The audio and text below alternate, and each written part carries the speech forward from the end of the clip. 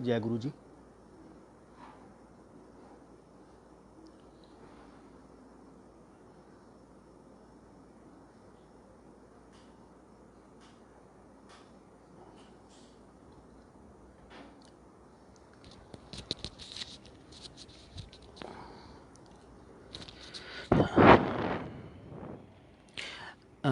जय गुरु जी to all संगत।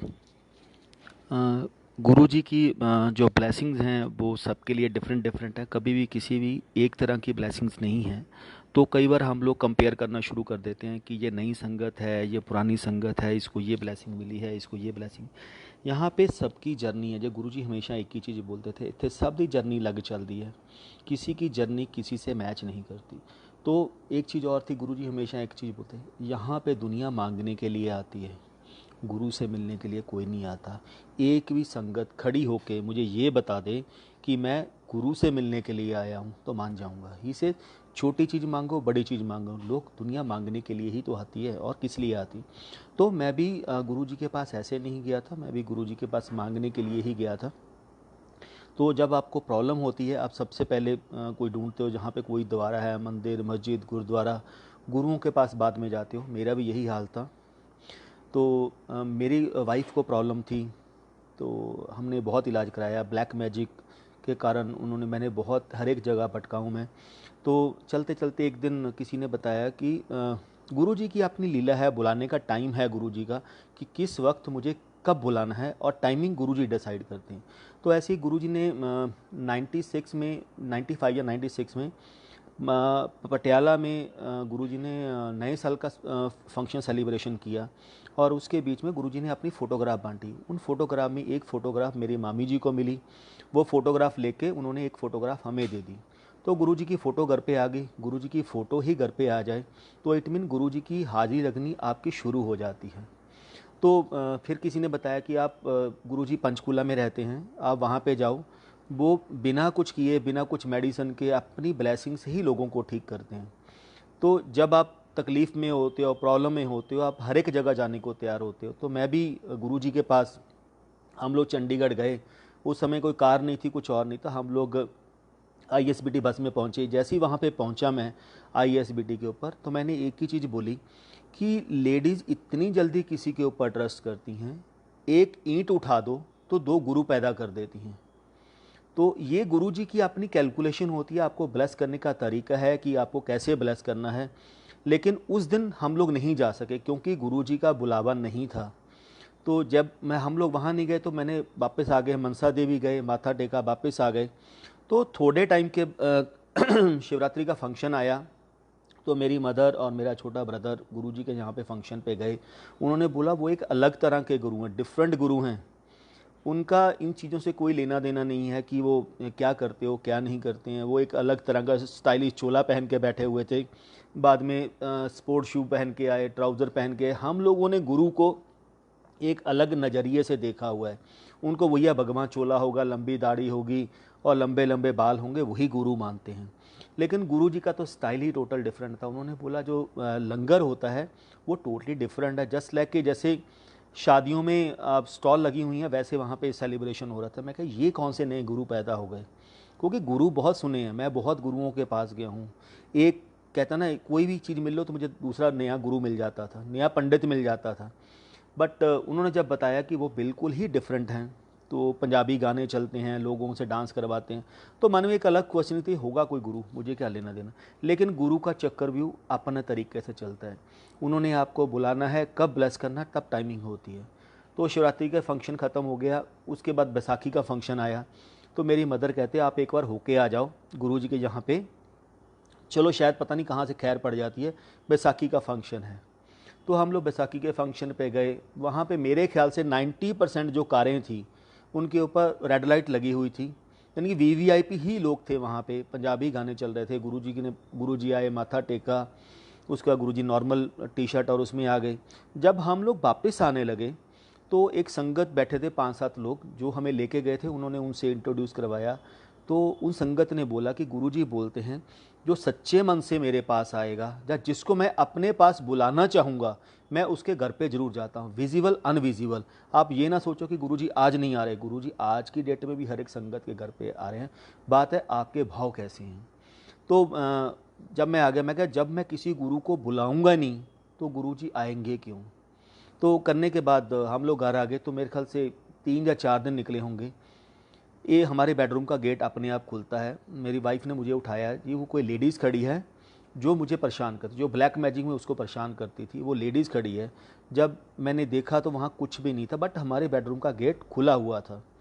तो एक हल्की सी फ्रेगनेंस थी। उस समय ये नहीं मालूम था कि गुरुजी में से ऐसे फ्रेगनेंस भी आती है कैसी नहीं है।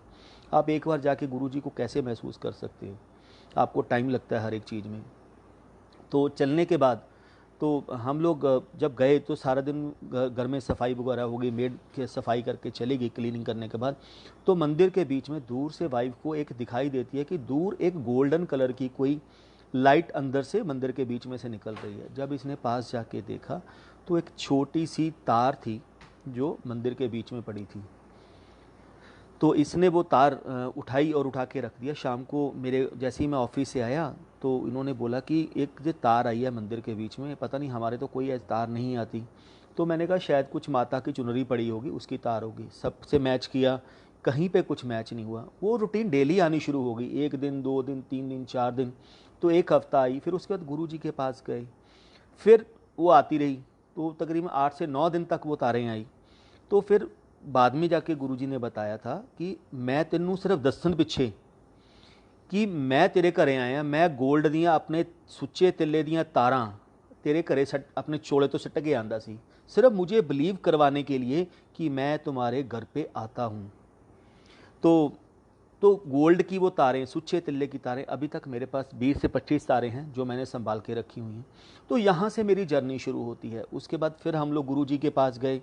जैसे गुरुजी के पास गए, हम लोग एक नॉर्मल रूटीन है, जो भी पुरानी संगत नई संगत आज की डेट में जुड़ रही है, हम लोग क्या बोलते हैं, गुरुजी लोटा ब्लेस करते हैं। गुरुजी लोटा मंगवाते थे, बोलते थे जब आपको ब्लेस करते हैं। ऐसे नहीं है कि हम कोई भी लोटा लेके चले जाएं, हमें भी किसी ने नहीं बताया। तो मेरी मदर लोटा लेके चली गई। गुरुजी हलवा प्रसाद पहले बांटते थे, फिर लंगर होता था, फिर जब छुट्टी होती थी तब आप उनके लोटा में, जैसे मेरी मदर ने उनके सामने लोटा रखा तो गुरुजी बहुत गुस्से में बोले, बहुत ज़्यादा गुस्से में बोले। तो एक ही आंटी, तो मेरी मदर कहती गुरुजी मेरी ना नूंह बीमार रहंदी है, गुरुजी ਉਹਦੇ ਲਈ है, मैं तो मंगवाया सी, मैं डॉक्टर हाँ, कोई जाके डॉक्टर जाके दिखाओ, मेरे को की करना है, पंडितां नूं जाके दिखाओ। ही नोज़ एवरीथिंग कि आप क्या सोचते हो, आपके मन में क्या चल रहा है। तो मेरी मदर की आंखों में लिटरली आंसू थे। फिर मैं अपनी मदर के पीछे, मेरी वाइफ खड़ी थी, उसके बाद मैं खड़ा था। मैं पीछे बोल के यही बोल रहा हूँ, इस गुरु के पास मैं कभी नहीं आऊँगा। क्यों, उस समय वहाँ वीवीआईपीज़ लोग बैठे थे। गुरुजी ने इतनी ज़ोर से डांट लगाई, सारी संगत साइलेंट हो गई और मुझे एक ये फील हो रहा था कि मेरी मदर की इंसल्ट की है इन्होंने। बट फिर भी गुरु की लीला गुरु ही जानता है, जब तक वो नहीं समझाता तब तक हम लोग नहीं समझ सकते। तो उसके बाद गुरुजी ने लोटा देखा, उसमें एक देख के नज़र मारी अपनी और एक फूक मारी, कहते आंटी जा कल्याण करता। कल्याण वर्ड कहना बहुत आसान है, बाद में जाके गुरुजी ने समझाया कल्याण तो सब बोल देते हैं, कल्याण का वर्ड मीनिंग है मैंने तुम्हारी सारी प्रॉब्लम अपने ऊपर ले ली हैं। तो आंटी से समझो कैसे यूज़ करना है, लोटा कैसे यूज़ करना है। तो मैं लोटा लेके, आंटी ने बताया ऐसे यूज़ करना है। हम लोग बाहर आए, गाड़ी में बैठेंगे। आज के बाद इन गुरु के पास मुझे कभी नहीं आना, जो मर्जी हो जाए। तो हम लोग वापस आए। गुरु जी इज़ ए मैग्नेटिक, आपको एक बार गुरु जी ने आपकी बाजू पकड़ ली तो गुरु नहीं छोड़ता, चाहे आप जितनी मर्जी छुड़वाने की कोशिश कर लो। बात है कि वो आपकी बाजू पकड़ लें बस। तो थोड़े दिन निकले, नेक्स्ट वीक फिर आए, चलो यार कोई बात नहीं है, शायद थोड़ा टाइम लगेगा गुरु जी की ब्लेसिंग मिलने में। लेकिन गुरु जी का तो अपनी जो ब्लेसिंग वो फर्स्ट डे से शुरू हो जाती हैं, लेकिन उसकी टाइमिंग होती है किस वक्त किस संगत को कब कल्याण करना है। तो फिर हम लोग गए, फिर कुछ नहीं, लंगर प्रसाद लिया, वापस लिया, हलवा प्रसाद लिया, वापस आ गए। फिर एक 15-20-25 दिन निकल गए। तो मेरी जो हमें लेके गए थे उन्होंने बोला आप एक काम करो, एक गुरुजी के गांव के पास लसोई गांव है, वहाँ पे संतों ने कुटिया बनाई हुई है और गंगा जमुना सरस्वती उन्होंने अपनी कुटिया में उतार के रखी हुई है। कि अगर उस कुटिया में आप जाके नहाओगे और उसके बाद आरती लोगे तो ये जो ब्लैक मैजिक की चीज़ें होती हैं, जो जिसको हम लोग ऊपरी छाया बोल देते हैं, ये लोग चीज़ें ख़त्म हो जाती हैं। तो हाँ, जहाँ पे जब तक आपको प्रॉब्लम होती है, जहाँ आपको खैर आप ये सोचते शायद मुझे यहाँ से कुछ ना कुछ मिल जाएगा, गुरुजी के यहाँ से नहीं मिला, मैं भी वहाँ जाके मिल जाए। तो हम लोग वहाँ पे भी चले गए। तो वहाँ पे नहाए धोए वापसी पे हम लोग गुरुजी के गांव आए, जो गुरुजी का जन्म स्थान है। जो हमें लेके गए थे, उन्होंने एक लोटा वहाँ से एक छोटा सा ईंट का टुकड़ा उठाया और उठा के मुझे दे दिया। कहते बेटा इसको संभाल के रखना, जहाँ महापुरुष पैदा होते हैं वहाँ की मिट्टी भी सोने के भाव होती है। अगर हम किसी 12 ज्योतिष शिवलिंग पे जाते हैं, हमें नहीं मालूम शिव जी कब आए थे। हम लोग गुरुद्वारा साहब में जाते हैं, हमें नहीं मालूम 10 पातशाहियाँ वहाँ पे कब आई थे, लेकिन फिर भी हम उस जगह की मिट्टी को माथे पे लगाते हैं कि कभी तो वो आए थे ना यहाँ पे। तो सेम मेरा भी यही था, कोई बात नहीं है, एक ईंट पड़ी है तो इनके लिए भगवान है, इनके लिए महापुरुष हैं, मैं तो तब मानूंगा जब मेरा कल्याण होगा। तो मैंने ईंट का टुकड़ा लाया और उसको मैंने सोचा, उन्होंने बोला एक काम करना, इसको अच्छी तरह धो के मिट्टी पानी से साफ़ करके इसको अपने मंदिर के बीच में कपड़े में लपेट के रख देना। मैं कहा ठीक है, मैंने वैसे ही किया, रख दिया। क्यों, मेरे दिमाग में सिर्फ एक ही क्वेश्चनिंग चल रही थी, अगर तो काम हो गया तो ठीक है, नहीं तो दिवाली या कोई फंक्शन आएगा, सारे घर की सफाइयाँ करती हैं तो ईंट को भी जल प्रवाह कर देंगे। बस इतना ही था, इसके बिना मेरा और कुछ नहीं था। तो जैसे ईंट लेके आए तो सेम नाइट गुरुजी मेरे ड्रीम में आए। तो मेरे बेटा हुआ था, मेरी सिस्टर आई हुई थी, तो वो अलग लेटे हुए थे, मैं सिंगल बेड के ऊपर रूम में लेटा हुआ था। तो गुरुजी आके मेरे पीछे खड़े हो गए। मैं जैसे ही लेटा, गुरुजी कहा नरेंद्र उठ। तो मैंने घड़ी देखी तो मेरे घड़ी में 12:30 का टाइम था रात का। मैं कहा गुरुजी आप कहाँ से आ गए इस समय रात को? उस समय तो पता ही नहीं था बिल्कुल भी, बिल्कुल न्यू थे हम लोग। मैं कहा गुरुजी आप कहाँ से आ गए? ही से पुछीदा नहीं होंदा, बस तू देख अज नज़ारे देख तू। तो मैं खड़ा हो गया, गुरुजी ने मेरी वाइफ की तरफ हाथ किया, वो सोल निकाली और मेरी बॉडी के बीच में उन्होंने डाल दी। तो मेरी जो वॉइस थी वो लेडीज़ की निकलनी शुरू हो गई। मैंने ज़ोर ज़ोर से चिल्लाना शुरू कर दिया। चिल्लाते चिल्लाते सारी फैमिली उठ गई। तो गुरुजी कहते अपनी फैमिली को बोल, कोई भी तुझे टच नहीं करेगा, आज सिर्फ नज़ारा देखना और कुछ नहीं करना। चलते चलते मैंने सबको बोला कि टच ना करियो कोई, देखो आज गुरुजी खड़े हैं यहाँ पे, गुरुजी अपने ठीक करने वाले हैं। तो गुरुजी उस लेडीज़ को बोल रहे हैं कि हूँ जाना है क्या रुकना है, क्या मैं कुछ और इलाज करूँ? तो उसने बोला देख इन्होंने मेरे लिए कितना इलाज करवा लिया, कोई पंडित नहीं छोड़ा, कोई मजार नहीं छोड़ी, कोई मंदिर नहीं छोड़ा, लेकिन मैं किसी के कंट्रोल में नहीं आ सकती थी। क्यों? मैं इतनी पावरफुल हूँ। तो गुरुजी ने फिर बोला जाना है कि मैं दूसरा तरीका अपनाऊँ? तो उसने बोला नहीं नहीं मैं जा रही हूँ। तो मेरे देखते देखते, तो तब उसने बल्कि इनफैक्ट उस सोल ने बोला कि आज जो ईंट का टुकड़ा लेके आए हो ना, इसमें इतनी पावर है कि मैं तुम्हारे घर पे नहीं रुक सकती। तो गुरु का चंगा फिर खेड़ा छड्डो चलो। तो जैसे ही वहाँ से चले, देखते देखते एक लाइट मेरी बॉडी में से निकलती है और बॉडी से वो घर से बाहर चली जाती है। जैसी बात है गुरु का चंगा नमस्ते सौ जो। तो मैं लेट गया, सुबह उठा पूरी बॉडी में पेन हो रहा था। तो मैंने अपनी जो मेरे साथ रात को बीता मैंने फैमिली को बताया कि रात गुरुजी आए, गुरुजी ने ऐसे कल्याण किया। तो सबने बोला हाँ हमने देखा। तो लेकिन तब तक ये नहीं था कि क्या है, इतना ज़रूर था कि गुरुजी कुछ ब्लेस करके गए हैं, उस सोल का ब्लेस करके गए। तो नेक्स्ट सैटरडे को जैसे ही हम गुरुजी के पास चंडीगढ़ पहुँचे, तो हम लोग गुरुजी हलवा प्रसाद बांट रहे थे और मैं क्यू में लगा हुआ था। तो गुरुजी कहते जैसे ही मेरे को हलवा दिया तो गुरु से सुना फिर संगत नूं सुना इतना किमें कल्याण होंदे होंदे ने। ही से नरेंद्र तेरे मन च क्वेश्चन सी ना, उस समय तो नाम भी नहीं बोला, उसने ये बोला तेरे मन च क्वेश्चन सी ना, इट नीचे 2 गुरु पैदा कर देंगे ने जनानियाँ। कहते कमलिया लेडी सबसे ज़्यादा पहले गुरु पे विश्वास करती है, वो अपनी फैमिली के लिए मांगती है, अपने बच्चों के लिए मांगती है। मैं इसीलिए सबसे पहले लेडीज़ का कल्याण करता हूँ, लेडीज़ को अपने साथ जोड़ता हूँ ताकि वो सारी फैमिली को जोड़ सके। तो ही से देख ला फिर इतना कि मैं कल्याण होंदे होंदे नहीं, ही से तेरे मन जो हमारे मन में क्वेश्चन होगा उसी से आपका कल्याण करेंगे। आज उस साल को मेरे ख्याल से 23-24 साल हो गए हैं, तो कोई प्रॉब्लम तो है नहीं उसके बाद। तो ये गुरुजी की जर्नी थी। उसके बाद हम लोग आजकल सावन का महीना चल रहा है, अमरनाथ की यात्रा चल रही है, तो मैं भी अमरनाथ की यात्रा पे जाता था, मेरा छोटा ब्रदर भी जाता था। तो हम दोनों गए। तो रात को 12:30 मेरी टर्न आई। हम दोनों गुफा में खड़े हैं, हार्डली 15 से 20 लोग होंगे। रात को 12:30 बजे, और एक हल्की हल्की फ्रेगनेंस जो गुरुजी में से आती थी, वही फ्रेगनेंस उस समय अमरनाथ की गुफा में से आ रही थी। मैं उसकी तरफ देख रहा हूँ, वो मेरी तरफ देख रहा है। तो ही से कि ये तो वही फ्रेगनेंस है जो चंडीगढ़ में गुरुजी से आती है। मैं कहा यह फ्रेगनेंस वही है, शायद कुछ अगरबत्ती लगी होगी। जब देखा तो रात को 12:30 कौन सी अगरबत्ती या धूप लगी होगी, कुछ भी नहीं था। देन मैं आंखें बंद करके हाथ जोड़ के शिवलिंग के सामने खड़ा हो गया। शिवलिंग 4.5 फुट या 5 फुट का शिवलिंग था। मैं हाथ जोड़ के खड़ा हो गया। मैं कहा गुरुजी आप हो क्या चीज़। कोई आपको शिव जी का अवतार बोलता है, कोई आपको गुरु नानक देव का अवतार बोलता है, पंजाबी गाने चलते हैं, गुरबानी चलती है, सब कुछ उल्टा फुल्टा है। यानी कि छोटी सी लाइट ब्लिंक करती हुई एक जोत शिवलिंग के बीच में से बाहर आई। वो मैं लाइव आंखों से देख रहा हूँ। तो जोत ने 2 फुट का ऑरा बना लिया।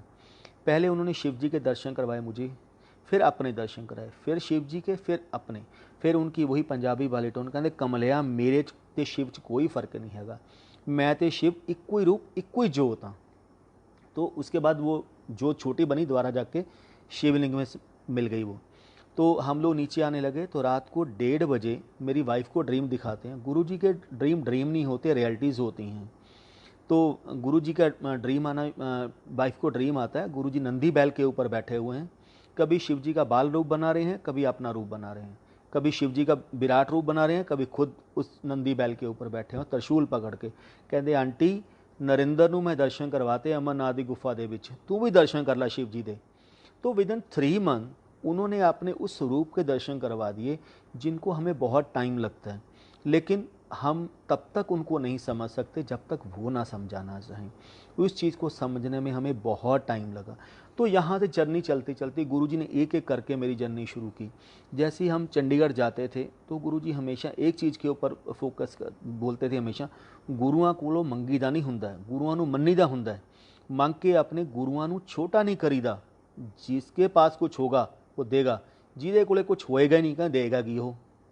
तो ये गुरुजी का थी, मांगो, मेरे से ही मांगना। आप लोगों ने कई उन चीज़ों को गलत इंटरप्रेटर कर लेते हैं हम लोग कि गुरुजी ने, जब गुरुजी ने बोलना कि मांगना नहीं तो फिर क्यों मांगते। गुरुजी ने बोला मांगो, लेकिन तब मांगो जब पानी आपके सिर से ऊपर निकलने लगे, उस चीज़ का कोई हल ना निकले, तब मेरे सामने रो। छोटी छोटी चीज़ें तो सबकी लाइफ में आती हैं। कर्मों का भुगतान सबको करना पड़ता है, तो अपने कर्मों का भुगतान ईजिली तरीके से करो, गुरु की ब्लेसिंग से करो, ना कि गुरु को हर एक छोटी छोटी चीज़ में याद करना शुरू कर दो। आप उनका शुक्राना करो, पल पल शुक्राना करो, उनके एक एक श्वास से शुक्राना करो। ही से जितनी बार भी बोलना तो गुरु जी हमेशा एक चीज़ के ऊपर फोकस करते। ही से अगर भगवान को पाना है आपने अच्छी तरह, गुरु को पाना है, तो तीन चीज़ों पर फोकस रख के चलो, गुप्त पाठ, गुप्त दान, गुप्त सेवा। ही से गुप्त सेवा, सेवा वो करो। हम मंदिर में जाते हैं, गुरुद्वारा साहब में जाते हैं, बड़े मंदिर में जाके सेवा करते हैं, हम दिखाते हैं कि ये सेवा मैंने की है, ये मैं झाड़ू मैंने लगाया। वहाँ दिखाने की ज़रूरत नहीं है कहीं पे भी। गुप्त सेवा करो, किसी को पता भी ना लगे। आप सेवा करके आप चुपचाप अपना गुरु का नाम लेते रहो, सिमरन करते रहो और सेवा करके बाहर हो जाओ। गुप्त पाठ ही से पाठ वो होता है जो चलते फिरते आपके अंदर चलना चाहिए, ना कि कई बार हम लोग क्या बोलते हैं, लोग आंखों में बड़े मंदिर जाते हैं या कहीं पे जाके हम आंखें बंद करके ये प्रूव करने की कोशिश करते हैं लोगों को, लोग मेरी तरफ इंटरेक्ट हों, अरे भाई इससे बड़ा तो अच्छा बंदा ही कोई नहीं है। तो ही से गुप्त सेवा, गुप्त पाठ, गुप्त दान। ही से दान वो करो एक हाथ से दो, दूसरे को पता ना हो। लेकिन एज ए ह्यूमन टेंडेंसी, जब तक मैं दान करने के बाद पूरी दुनिया को नहीं बता दूंगा, बुरी संगत को नहीं बता दूंगा, तब तक वो मैं ये समझता हूँ शायद मैंने दान नहीं किया। कि इसे एक हाथ से दान करके दूसरे हाथ को भी पता नहीं लगना चाहिए कि मैंने कुछ दान किया। ये है, कहते जिसने इन 3 चीज़ों के ऊपर कंट्रोल कर लिया ना, गुप्त पाठ, गुप्त दान और गुप्त सेवा, भगवान तो उसके पीछे पीछे भागता है। भगवान भी अपनी संगत को ढूंढता है कि मैं कहाँ पे हूँ। तो ऐसे ही चलता रहा। तो ये चीज़ों का आंसर देने के लिए बहुत टाइम के बाद गुरुजी ने आंसर दिया। एक दिन मेरे 2004 की बात होगी, दिवाली का दिन था। तो हम लोग गुरुजी के पास एम्पायर सेट पहुंचे हुए थे। तो गुरुजी हमेशा एक ही चीज़ बोलते थे, गुरुआं ना दिवाली मनाई दी होंगी, रब ना दिवाली मनाई दी होंगी, फिर शायद पता नहीं मौका मिलना है कि नहीं मिलना, ये दिवालियों को याद करोगे आप। तो गुरुजी के पास खड़े थे, मैं गुरुजी डेस्क के ऊपर बैठे हुए थे एम्पायर सेट में, और मैं गुरुजी के मुक्की मारा था। हार्डली मेरे ख्याल से 4 से 5 संगत उस समय एम्पायर सेट में आई थी। तो 8, 7:30, 8 बजे का टाइम होगा। तो गुरुजी हंस रहे थे, कहें देख नरेंद्र, ਰੱਬ ਇੱਥੇ ਬੈਠਾ ਹੈ ਔਰ ਲੋਕ ਮਿੱਟੀ ਦੀਆਂ ਮੂਰਤੀਆਂ ਪੂਜਦੇ ਫਿਰਦੇ ਨੇ। कहते 9 बजे मिट्टी ਦੀਆਂ ਮੂਰਤੀਆਂ ਪੂਜ ਕੇ ਕੀ ਕਹਿਣਗੇ, 9 बजे ਕਹਿਣਗੇ चलो गुरु जी दे जाके लंगर ही करके आने। हाँ भाई, गुरु तो फ्री बैठा ना लंगर खिलाने के लिए, गुरु आपको ब्लेसिंग देने के लिए बैठा है। ये जो मौका है ये आपको वापस कभी नहीं मिलेगा गुरु के साथ दिवाली मनाने का। लेकिन शायद हम लोगों की गलतियाँ थी जो हम लोग उन चीज़ों को मिस करते थे। तो मैं मुक्की मारता मारता एक दिन थोड़ा टाइम निकला तो गुरु जी कहते नरेंद्र गुरुआ तो क्यों नहीं मंगीदा हुंदा।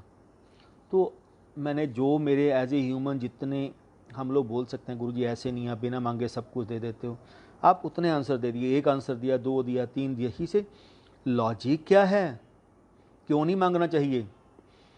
तो कोई लॉजिक आंसर नहीं। मैंने एंड पे हाथ जोड़ के गुरु जी के पास खड़ा हो गया। ही से गुरुआ को मंगीदा नहीं हुंदा, गुरुआ नूं मन्नीदा हुंदा। गुरु की ब्लैसिंग लेनी सीखो। ही से नरेंद्र 2 तरह की गुरु की ब्लैसिंग चलती हैं, एक लॉन्ग टर्म, एक शॉर्ट टर्म।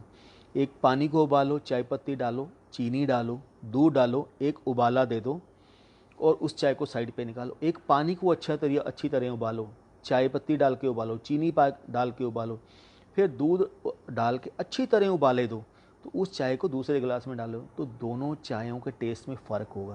ये सेम गुरु की ब्लेसिंग होती है, इंस्टेंट ब्लेसिंग। हम लोग क्या है, हम लोग इंस्टेंट ब्लेसिंग लेने की कोशिश करते हैं कि पहली बार गुरु जी के पास गए, गुरु जी प्लीज़ मुझे ये चीज़ दे दो। ही से मैं महाशिव हूँ, मेरे से जो मांगोगे मैं तुम्हें इंस्टेंट दे दूंगा।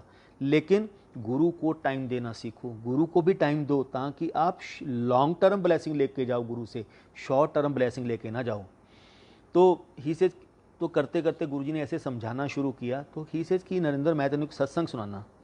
ही से बचपन में मैं जब BA पार्ट 1 में पढ़ता था तो मलेरकोटला कॉलेज, गवर्नमेंट कॉलेज में पढ़ता था, तो मेरे प्रोफेसर साहब के घर पे बहुत रहता था। मैं उनको अपने पेरेंट्स की तरह समझता था और उन अंकल आंटी के बीच में मैं जस्ट लाइक उनके बेटा की तरह सो भी जाता था। उनके एक ही बेटी थी।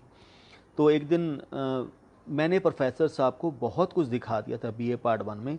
इनफैक्ट मैंने BA फाइनल में क्या एग्ज़ाम आने हैं, क्या रिजल्ट आएगा, गवर्नमेंट कॉलेज मलेरकोटला का क्या रैंक आएगा, मेरा क्या रैंक आएगा, मैंने वो तक उनको बता दिया था। वो मुझे गुरु बोलते थे, मैं उनको गुरु बोलता था। कहते क्यों, ह्यूमन बॉडी भी अगर आपने ली हुई है, भगवान भी ह्यूमन बॉडी में आएगा, तो भगवान को भी एक गुरु की ज़रूरत होती है। कहते साडे टाइम कहते गुरुओं की बहुत वैल्यू होंदी सी, लेकिन आज की डेट में गुरुओं की वैल्यू बहुत कम है। आज बच्चे गुरुओं को और टीचरों को समझते कुछ नहीं है, लेकिन गुरु गुरु होता है जो आपको शिक्षा देता है। ही से मैं एक दिन खाना खाने के लिए घर पे गया आंटी के यहाँ पे, प्रोफेसर साहब के। तो सर्दियों के दिन थे और चूल्हे पे आंटी खाना बना रही थी। जैसे ही वो खाना खाने लगा, मैं उठने लगा तो आंटी ने मेरी बाजू पकड़ ली। कहती गुरुजी का नाम लेके बोला। उस समय गुरुजी को गुरुजी नहीं बोलते थे, नाम लेके बुलाते थे। और गुरुजी को गुरुजी से पहले स्वामी जी भी बोलते थे। तो गुरुजी का नाम लेके उन्होंने बोला, मुझे मालूम है तेरे में बहुत शक्ति है, तू वो कर सकता है जो कोई नहीं कर सकता, मुझे एक बेटे की दात ब्लेस कर दे। तो गुरु कहते आंटी की करना मुंडा। कहते नहीं नहीं गुरुजी, मुझे प्रोफेसर साहब के वंश चलाने वाला बेटा चाहिए। गुरु कहते आंटी एक आंसर दे मैनू, एक क्वेश्चन का उत्तर दे मैनू, तेरे प्यो का नाम की, ये ਉਹਦੇ प्यो का नाम की, ये ਉਹਦੇ प्यो का नाम की, पता नहीं ਉਹਦੇ प्यो का नाम की, पता नहीं। कहते आंटी केड़ा वंश, वंश तभी तक है जब तक हम लोग बैठे हैं, हमारे बाद किसने वंश देखा। कहते आंटी मैं तेरा मुंडा। तो उन्होंने, तो वो कहते आप तो मेरे बेटे हो, लेकिन मुझे प्रोफेसर साहब के खून का चाहिए जो उनको वंश को चलाए। तो गुरु कहते मैं आंटी फेस ना, जे रब तेरा मुंडा बन गया कमलिए तेनू होर मुंडियां दी की लोड़ पई है। कहते नहीं नहीं। गुरु कहते मैंने बैठे बैठे आंटी को बोला, आंटी एक काम कर, अंदर से 3 दाने लेके आ, एक मक्की का, एक कनक का और एक सरसों का। गुरु कहते वो 3 दाने लेके आए, मैंने अपने नाखून के ऊपर रखा उनको और पौधे खड़े कर दिए। कहते आंटी मैं बंजर धरतियां नूं आबाद कर सकदा, सुक्के हुए वृक्षां दे उत्ते उन्हां नूं हरे भा कर सकदा, मैं नौहां दे उत्ते वृक्ष खड़े कर सकदा, लेकिन आंटी मेरे तो मुंडे दी दात ना मंग, तेरे कर्मां च मुंडा है नहीं। उसने इतनी जिद पकड़ ली। कहते जब तक आप मुझे बेटे की दात नहीं दोगे तब तक मैं आपको जाने नहीं दूंगी। गुरु कहते मैं बहुत समझाया। कहते लेकिन जो होना होता है वो होके रहेगा।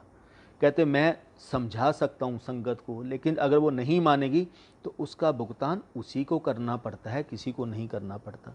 इसे जब वो नहीं मानी, मैंने आंटी को बोला आंटी जा तेनों मुंडा ब्लैस किया, तो वो खुश हो गई। तो गुरु जी कहते मैं अपना पढ़ने पुढ़ने में बिज़ी हो गया। तो शाम को प्रोफेसर साहब जैसे ही कॉलेज से आए, तो कॉलेज से आने के बाद उन्होंने खाना वगैरह खाया, तो मैं उनको लेके उनके रूम में चला गया।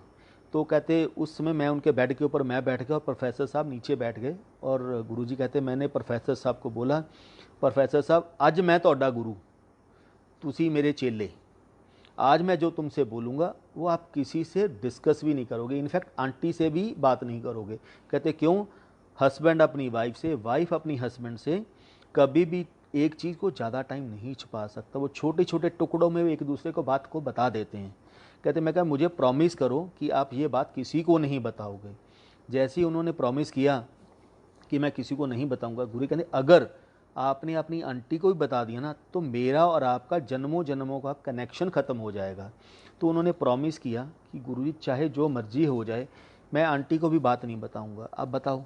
तब गुरुजी ने बोला आज आंटी ने ज़बरदस्ती बेटे की दात मांगी है, ਤੁਹਾਡੇ ਕਰਮਾਂ ਦੇ ਵਿੱਚ मुंडा है नहीं, लेकिन मैंने बेटे की दात प्लस कर दी है। कहते प्रोफेसर साहब अब जो मैं आपको बात बोलूँगा उन्होंने गठ बंद लियो, दसियो ना किसी को। कहते नहीं मैं गुरुजी मैं आपसे प्रॉमिस करता हूँ जो मर्जी हो जाए मैं किसी को नहीं बताऊँगा। तो गुरुजी कहते देख मुंडे की उम्र 11 साल की होएगी और 11 साल के बाद उसकी डेथ हो जाएगी। जैसी 11 पूरे होंगे 12वां बर्थडे सेलिब्रेशन होगा, उसकी डेथ हो जाएगी। और हरबंस सिंह रागी का ये शब्द चल रहा होगा तब उसकी डेथ होगी। तो गुरुजी मुझे कहते नरेंद्र हजे तक बच्चे की नींव भी नहीं रखी, हजे तक घर की आप नींव पत्थर भी नहीं रखी, आप तो यह भी दसता घर टुटना कदों है। कहते वही 11 साल हो गए, 11 जब बच्चा हो गया 1 साल के बाद 11 साल पूरे हुए, 11 बर्थडे पूरे होने के बाद जैसे ही उन्होंने अखंड पाठ रखा था कि 11 बर्थडे पूरे हो गए हैं, अखंड पाठ का जैसे ही भोग करने लगे उन्होंने दूध का प्रसाद रखा हुआ था, वो दूध का प्रसाद उन्होंने बच्चे को दिया। हरबंस सिंह रागी का वही शब्द चल रहा है जो गुरुजी ने 11 साल पहले बोला था। और वैसे ही बच्चे ने दूध पिया, बच्चे के गले में दूध अटक गया और एट द स्पॉट उसकी डेथ हो गई।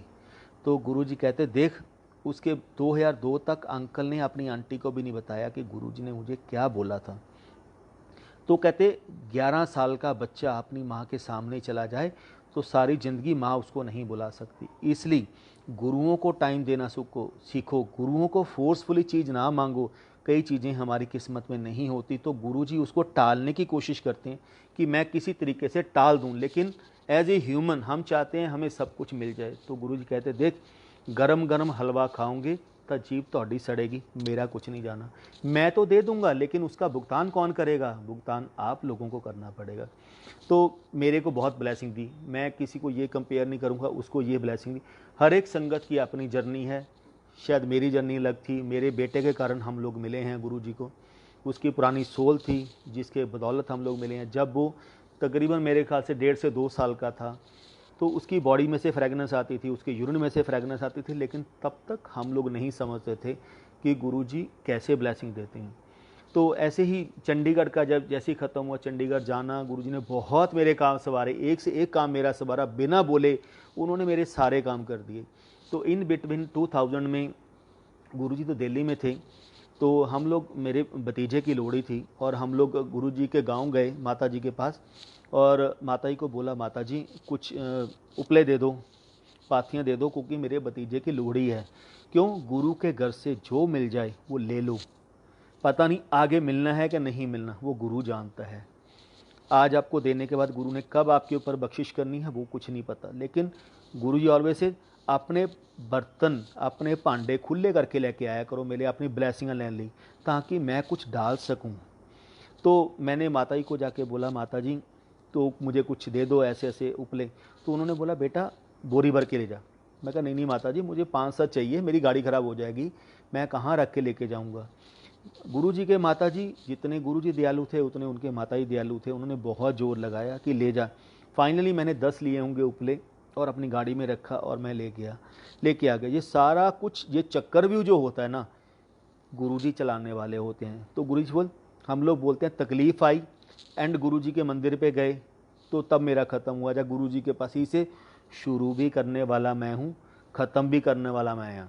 क्यों? मुझे मालूम है मैंने तुम्हें धीरे धीरे धीरे धीरे करके कैसे ब्लेस करना है। तो ये जो लोहड़ी का सारा था ये गुरुजी ने भी प्लान किया था।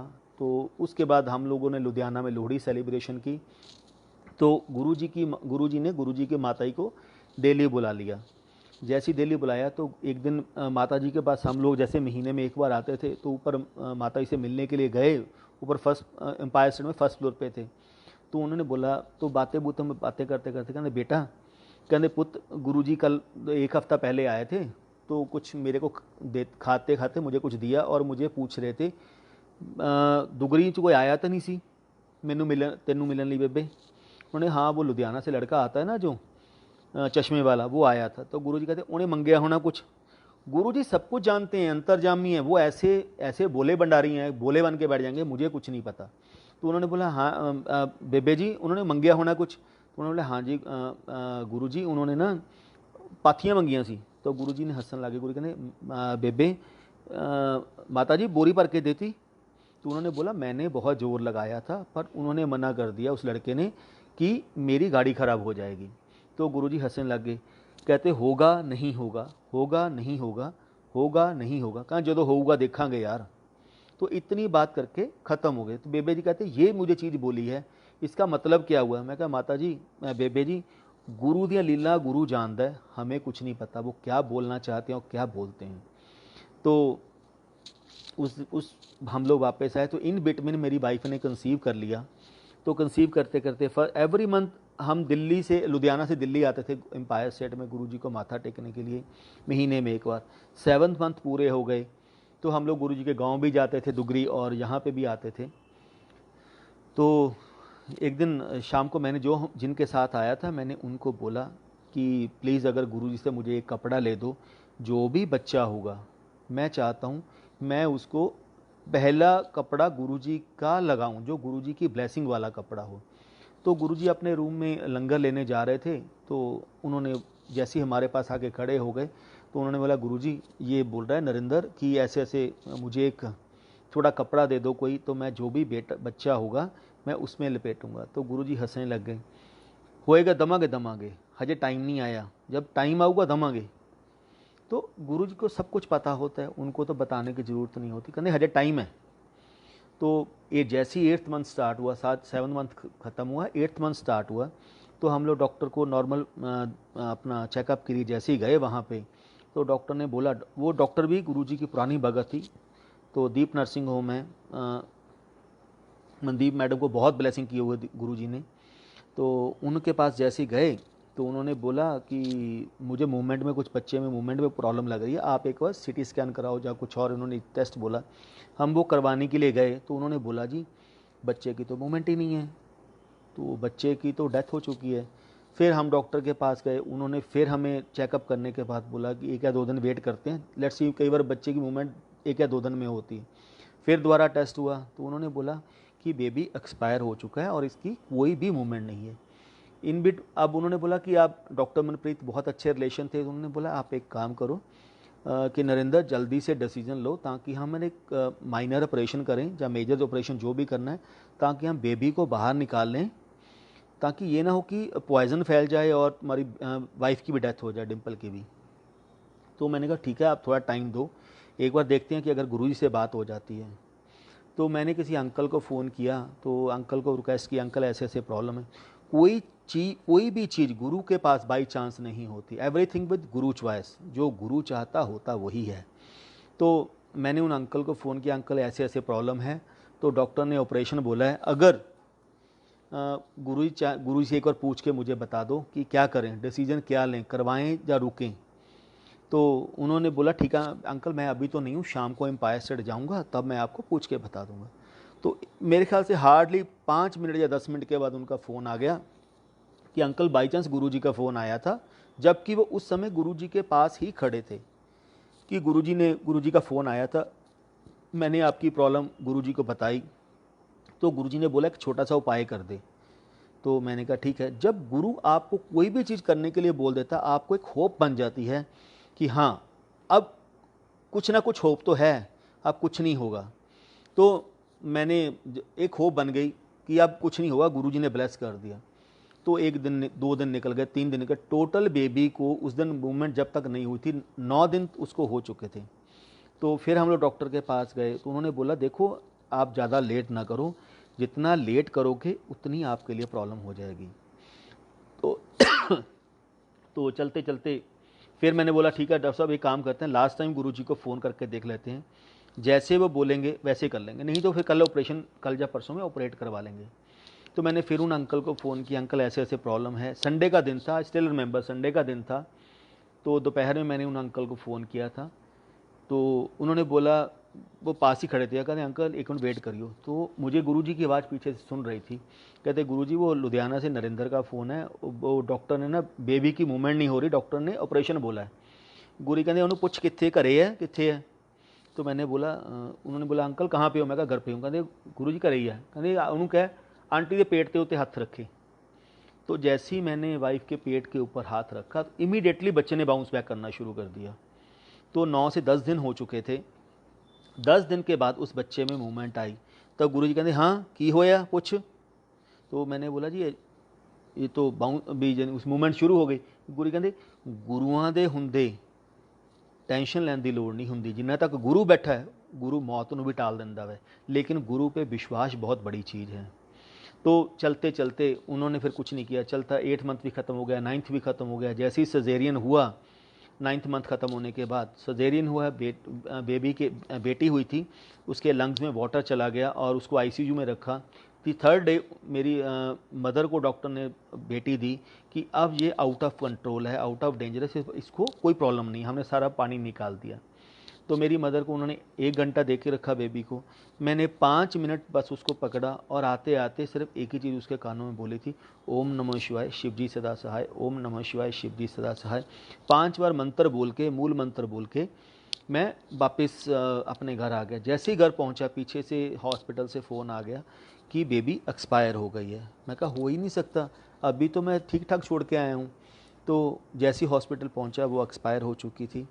तो मैंने जाके फिर अपनी वाइफ को बोला तू एक बार देख तो ले। तो जैसे कहते हैं ना गुरुजी की तरफ से कुछ था इंडिकेशन, तो उसने बोला मैं बेबी को नहीं देखूंगी, जो मर्जी हो जाए। तो हमने जो दफनाना था, जो कुछ करना था उसको किया।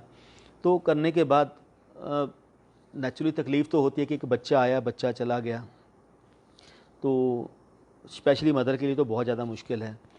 तो हम लोग आए तो वाइफ के स्टिचेस में, सजेरियन हुआ था, स्टिचेस में पस पड़नी शुरू हो गई। पस पड़ते पड़ते अप्रॉक्सीमेट 1.5 से 2 किलो का गोला उसके पेट में बन गया। ये एक और प्रॉब्लम साथ में ऐड हो गई थी। तो डॉक्टर मनप्रीत ने टैबलेट दी कि मैं सूखनी शुरू हो जाए, कुछ और हो जाए। तो उसने स्पॉट बनाने की कोशिश करना कि स्पॉट बन जाए, बट स्पॉट भी नहीं बन रहा था। तो 21 दिन हो गए थे। उन्होंने बोला कि हम लोग डिम्पल कोशिश करते हैं, नहीं अगर नहीं स्पॉट बनेगा, जब टैबलेट से भी नहीं सूखेगा, डे टू डे बढ़ता जा रहा है, तो हम एक काम करेंगे, तो हम छोटा सा एक माइनर ऑपरेशन करेंगे इसका। तो वाइफ और गुरुजी की फ़ोटो सामने लगी हुई थी। तो गुरुजी हमेशा बोलते थे ना, गुरुआं दियाँ फोटोआं ना गल्लां करी दिया हुंदा है, गुरु की फ़ोटोएँ भी आंसर देती हैं। आपको कहीं जाने की ज़रूरत नहीं है, आप सामने बैठ के गुरुजी को मन से प्रेयर करो, गुरुजी आपको हर एक चीज़ का आंसर देंगे। तो वाइफ सामने फ़ोटो बेड के ऊपर लेटी हुई थी, सामने फ़ोटोग्राफ लगी हुई थी। तो लेटे लेटे वाइफ गुरुजी को ब्लेम कर रही है, गुरुजी देखो आपने बेटी दी, आप बेटी ले गए, मैंने आपको नहीं बोला, लेकिन अभी साथ में एक प्रॉब्लम और ऐड हो गई और डॉक्टर बोलता है मुझे तुम्हारा फिर ऑपरेशन करना पड़ेगा। तो करते करते रात को ये बातें करके सो गई। रात को गुरुजी ड्रीम में आए इसके। तो इसको किसी गाँव में लेके गए, इसको बोले एक मटका बना मिट्टी का, तो ये मटका बनाए वो टूट जाए, मटका बनाए वो टूट जाए। तो चलते चलते तो जैसे गुरुजी कहते ओ तुम लोग तो शहरी हो ना, शहर वाले हो, तुम्हें नहीं मटका बनेगा। सिटी वालों को थोड़ी पता था, गांव वालों को पता मटका कैसे बनाना है।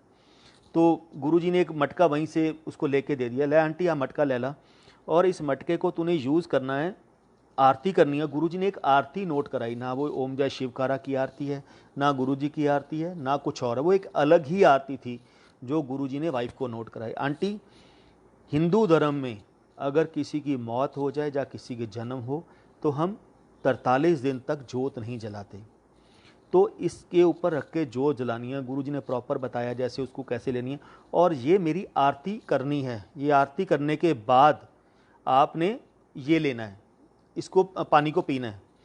तो कहते आंटी मैं एक चीज़ आज फिक्स करती, इसमें ना तो 1 ग्राम कम होगा पस में, ना 1 ग्राम बढ़ेगा, जितना है उतना ही रहेगा, लेकिन इसमें स्पॉट में अपने बनाऊंगा जब मैंने बनाना होगा। तो 43 दिन पूरे हुए, दिवाली से 1 या 2 दिन पहले था, मुझे अभी भी याद है। तो जैसी वाइफ ने वो आरती करके रखी, तो 21 दिन 20 से 21 दिन उसको एक एक वर्ड याद है कि मैंने क्या आरती किया, लेकिन जैसे ही आरती करके वो मटका ज़मीन के ऊपर रखा तो ये भी भूल गई कि मैंने 1 मिनट पहले क्या आरती की है। तो गुरुजी ने पूरा वॉश आउट कर दिया, एक भी चीज़ उसको याद नहीं है। तो करने के बाद इसने जैसे ही पानी पिया, सेकंड डे पानी पीना था, 2 दिन में 3 दिन में पीना था पानी को। तो अगले दिन दिवाली थी, तो दिवाली से 1 दिन पहले मैंने जोत जलाई, दिन वाइफ ने जो आरती की थी, तो मैं गुरुजी की फ़ोटो के सामने बैठ के बहुत रोया। मैं कहा गुरुजी मुझे नहीं मालूम वो लड़की कौन थी, लेकिन कोई बच्चा 84 लाख जूनियर बूतने के बाद आता है और चला जाता है तो बहुत बुरा होता है, उसके कर्म कितने बुरे होंगे। लेकिन बाद में मुझे गुरुजी ने बताया, कहते कमलिया ਬੱਚੇ ਦੇ ਕਰਮ ਨਹੀਂ ਮਾੜੇ ਹੁੰਦੇ, ਮਾਂ-ਬਾਪ ਦੇ ਕਰਮ ਮਾੜੇ ਕੀਤੇ ਹੁੰਦੇ ਨੇ। ਬੱਚਾ ਆਂਦਾ ਵੈ ਔਰ ਬੱਚਾ ਨਹੀਂ ਜ਼ਿੰਦਗੀ 'ਚ ਆਪਣੇ ਉੱਥੇ ਜਿਉ ਸਕਦਾ ਔਰ ਉਹਦੀ ਡੈਥ ਹੋ ਜਾਂਦੀ ਹੈ। ਇਹਦੇ ਵਿੱਚ ਬੱਚੇ ਦੀ ਕਰਮ ਨਹੀਂ ਮਾੜੇ ਹੁੰਦੇ, ਮਾਂ-ਬਾਪ ਦੇ ਮਾੜੇ ਕਰਮ ਕੀਤੇ ਹੁੰਦੇ ਨੇ जिन्ना दे घरे वो बच्चा नहीं आ सकिया। तो ये तो बाद में गुरुजी ने मुझे बहुत कुछ समझाया, तो मैं बहुत रोया गुरुजी की फ़ोटो के सामने बैठ के। गुरुजी मुझे नहीं पता वो बच्चा कौन था कौन नहीं था, बट मैं एक चीज़ जरूर चाहता था कि वो बच्चा जो भी था उसके शायद अगले जन्म सुधर जाते, अगर आप एक बार उसको दर्शन दे देते तो उसके अगले जन्म तो सुधर जाते। ये जन्म जो खराब हो गया वो तो ठीक है, लेकिन आने वाले जन्म तो सुधर जाते ना उसके। तो सेम नाइट गुरुजी मेरे ड्रीम में आए। गुरुजी ने रेड कलर का चोला पहना हुआ है, तो मैं लेटा हुआ हूँ और मेरे पीछे आके गुरुजी खड़े हो गए, कहते नरेंद्र उठ। तो मैंने जैसे पीछे देखा, गुरुजी ने लाल सुर्ख एंड रेड कलर का चोला पहना हुआ है और एम्ब्रॉयडरी बहुत अच्छी हुई है, गोल्डन एम्ब्रॉयडरी है उसके ऊपर। कहते नरेंद्र उठ चलिए। तो मैंने कहा गुरुजी कहाँ जाना है? पुछी दा नहीं हुंदा गुरुआं नूं चल पईदा हुंदा है। तो मैं गुरुजी के पीछे हम दोनों चले, घर से निकले। जैसे ही निकले हम लोग इमीडिएटली उसी शमशान घाट पे पहुंच गए जहाँ पे बेटी को दफनाया था, वहीं पे दोनों खड़े हैं। तो गुरुजी मुझे कहते वहाँ पे रोशनी है, कैसे रोशनी है मुझे नहीं पता, बट मैं और गुरुजी खड़े हैं दोनों। गुरुजी कहते नरेंद्र जल्दी जल्दी जगह खोदना शुरू कर। तो मैंने जैसे ही जगह को खोदना शुरू किया, गुरुजी ने अपना एक हाथ किया तो हमारा एक हाथ और गुरुजी, हमारे 2 हाथ और गुरुजी का एक हाथ, इतना बड़ा गुरुजी का हाथ था। तो मैंने कपड़े के समेत बच्चे को निकाला, गुरुजी के हाथ के ऊपर रख दिया। गुरुजी कहते कुड़ी मेरे हाथ पे रख जल्दी जल्दी। तो जैसे ही बेटी को मैंने गुरुजी के हाथ के ऊपर रखा तो गुरुजी कहते जल्दी दी मुँह तो कपड़ा चक कहते नरेंद्र दूँ। जैसे ही मैंने उनके मुँह से कपड़ा हटाया तो जस्ट लाइक ए डॉल कि वो तो सो रही है बच्ची, उसको कुछ नहीं हुआ, 1.25 महीना हो चुका है बट अभी भी वो सो रही है। तो गुरुजी ने दूसरे हाथ को ऐसे किया, उसके हाथ में पानी आ गया गुरुजी के दूसरे हाथ में। गुरुजी ने बच्चे को छींटे मारे तो बच्चे ने रोना शुरू कर दिया। फिर दूसरी बार गुरुजी ने हाथ किया, फिर गुरुजी के हाथ में पानी आया, पानी नहीं था वो अमृत था गुरुजी के हाथ में। फिर गुरुजी ने छींटे मारे तो बच्चे ने ज़ोर ज़ोर से चिल्लाना शुरू कर दिया। तो गुरुजी मुझे कहते नरेंद्र कुड़ी चाहिदी है। तो मैं चुप। तो ही से नरेंद्र कुड़ी चाहिदी है। तो मैं कुछ नहीं बोला। गुरु कहते मैं कहा, मैंने सैकंड टाइम बोला, मैं कहा नहीं गुरुजी। ही से कमलिया इस कुड़ी पिछे दोबारा नहीं रोना हैगा। कहते 1000 साल की तपस्या करने के बावजूद भी किसी को मोक्ष नहीं मिलता। ऋषि मुनि जंगलों 'ਚ बैठे रहते हैं 1000 साल कि मोक्ष मिल जाए, लेकिन मोक्ष नहीं मिलता। तेरी कुड़ी 9 महीने के मेरे तो मोक्ष लैके चलेगी कहते। और देखते देखते इसकी लाइट निकलती है गुरुजी के, यानी कि उस बच्चे की बॉडी से लाइट निकलती है और जाके गुरुजी के अंगूठे में समा जाती है। तो गुरुजी ने ये प्रूव कर दिया कि वो बच्चा मेरे पास है। वो आज की डेट में भी अगर मैं बोलूँ तो अभी भी गुरुजी प्रूव कर रहे हैं तेरी कुड़ी मेरे कुले है। तो चलते चलते जब वो 3 से 4 साल की हो गई तो एक दिन वाइफ को ड्रीम दिखाते हैं कि कोई 2 इसकी डेथ हो गई है वाइफ की और इसके पीछे जमदूत पड़े हुए हैं इसको लेके जाने के लिए। तो ये भागती जा रही है और एक जंगलों के बीच में, पानी के बीच में, पहाड़ों के बीच में भागती जा रही है और वो 2 जो जमदूत थे वो इसके पीछे पीछे भाग रहे हैं। तू जहाँ मर्जी भाग ले, हम तुम्हें लेके जाएंगे, तेरा टाइम ख़त्म हो चुका है। तो फाइनली एक लॉन आता है, बाग आता है, मेरी वाइफ उसमें एंटर कर जाती है। जैसे ही वो एंटर करती है तो वो दोनों जमदूत बाहर रुक जाते हैं, वो उसके अंदर नहीं जाते। तो ये भागती जा रही है, चलो अब तो वो रुक के अंदर नहीं आएंगे, ये भागती जा रही है। दिन दूर जाके देखती है अंदर बीच में एक छोटी सी 3 से 4 साल की बच्ची है, पिंक फ्रॉक पहनी हुई है, और वो चेरी और स्ट्रॉबेरी तोड़ के अपनी फ्रॉक में रख रही है। तो इसने कुछ नहीं पूछा, इसने सिर्फ इतनी ही बात की, बेटा यहाँ पे मेरे गुरुजी रहते हैं। कहाँ पे हैं? उसने कुछ नहीं किया, उसने एक ऐसे फिंगर की कि ऊपर एक कमरा है। जैसे ही वो देखा, पहले कुछ भी नहीं था, लॉन था, और उसके बीच में 10 सीढ़ियाँ बनी हुई हैं और एक सिंगल रूम बना हुआ है। तो इस जैसे ही उस बच्चे ने ऊपर इशारा किया, तो वाइफ भाग के ऊपर जाने लगी कि शायद मेरे गुरुजी, तो इसने बोला ऊपर है, तो ऊपर जाने लगी। तो जैसे ही ऊपर जाने लगी तो इमीडिएटली ऊपर से 5 सीढ़ियाँ नीचे गुरुजी आ रहे हैं। गुरुजी ने स्पोर्ट्स शू पहने हुए हैं, ट्राउज़र पहनी हुई है, टी शर्ट ली हुई है, और लोई लेके जैसे क्रॉस करके लेते थे वो लोई ली हुई है। तो कहते, डिंपल आंटी तू कित्थों आ गई, तेन तो बुलाया नहीं असी हजे। तो वो चुप कर गई। तो कहते, गुरुजी वो ना 2 मेरे पीछे पड़े हुए थे, कहते तेरी डेथ हो गई है। गुरु कहते, ये मेरा एरिया है, इस एरिया में कोई भी एंटर नहीं कर सकता जब तक मैं ना चाहूँ। तो गुरु जी जस्ट लाइक ए चाइल्ड, जैसे अपनी बेटी को बाप गलबकड़ी में लेता है, इसकी कंधे के ऊपर हाथ रखा और बातें करते करते नीचे सीढ़ियाँ उतर के आ गए। जैसी सीढ़ियाँ उतर के नीचे आए तो वो बच्चे के पास आके गुरुजी खड़े हो गए। कहते, तो भाई पूछ दिया, गुरुजी ये बच्चा कौन है बेटी लड़की ये? तो गुरुजी कहते, ये झल्ली है। कहते, मैं इहनूं कहना जा जाके दुनिया च जा, जाके दुनिया का रंग मान, दुनिया के रंग देख, रंग कहे जने दुनिया दे। तो कहते, मुझे कहीं नहीं जाना, मुझे आपके पास ही रहना है। कहते, चली है तो मेरे को ही रहती है। तो ये ड्रीम ख़त्म हो गया। तो इसके बाद कुछ नहीं हुआ। फिर 2000 मेरे ख्याल से 13-14 में एम्पायर स्टेट में सेलिब्रेशन होता है, एम्पायर स्टेट में बर्थडे गुरुजी का 6 जुलाई को। तो 5 जुलाई को हम लोग एम्पायर स्टेट में रहते थे, हमारे पास ही एक आंटी रहते थे। तो उन आंटी को ड्रीम दिखाते हैं 5 तारीख को कि गुरुजी एम्पायर स्टेट में एंटर कर रहे हैं, और उनके साथ एक लड़की है जिसकी एज 11 से 12 साल की होगी। 11-12 साल की एक लड़की है, और पिंक कलर का उसने पजामी सूट पहना हुआ है, बिल्कुल इक्वल टू गुरुजी वाली हाइट है उसकी। तो वो गुरुजी के साथ बहुत ही स्मार्ट है वो आंटी, कहते हैं जो भी बच्चा है वो, जो भी लड़की है बहुत स्मार्ट है। और वो दोनों गुरुजी के रूम में चले जाते हैं। गुरुजी ने रेड कलर का चोला पहना हुआ है। गुरुजी अपने रूम में जाते हैं। थोड़े टाइम के बाद 5-7 मिनट के बाद दोनों बाहर आते हैं। तो वो आंटी के पास आके खड़े हो जाते हैं। आंटी ने गुरुजी को अगेन माथा टेका, कहते, गुरुजी ये कुड़ी कौन है? कहते, नरिंदर दी कुड़ी, 11 साल दी होगी ना, मेरा जन्मदिन सैलीब्रेशन करने पिछे आई है मेरे नाल। अज 6 तरीक को एम्पायर स्टेट होगा, तो 7 तरीक को बड़े मंदिर असी सैलीब्रेशन करके फिर मेरे नाल वापस जाएगी।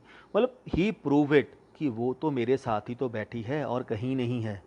तो गुरुजी ही हमारे साथ हैं। हम सबको अगर सोचते हैं कि गुरुजी ने हमें लड़ लगा लिया, हमें छोड़ देंगे, वो नहीं छोड़ते हमें।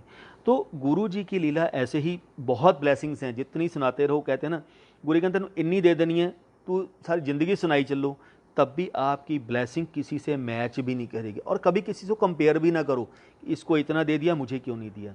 तो ऐसे ही मैं 2000 की बात होगी, तो मैं अब 2001 की बात होगी, मैं पंडितों के चक्कर में बहुत जाता था। ऐसा नहीं है कि मैं गुरुजी के पास भी जाता था, बट पंडितों के पास भी जाता था। तो मैं अपने स्टॉलर के पास गया, मैंने अपने बेटे की जन्मपत्री दिखाई कि आप इसकी जन्मपत्री देख के बताओ। तो उसने कुछ नहीं बोला।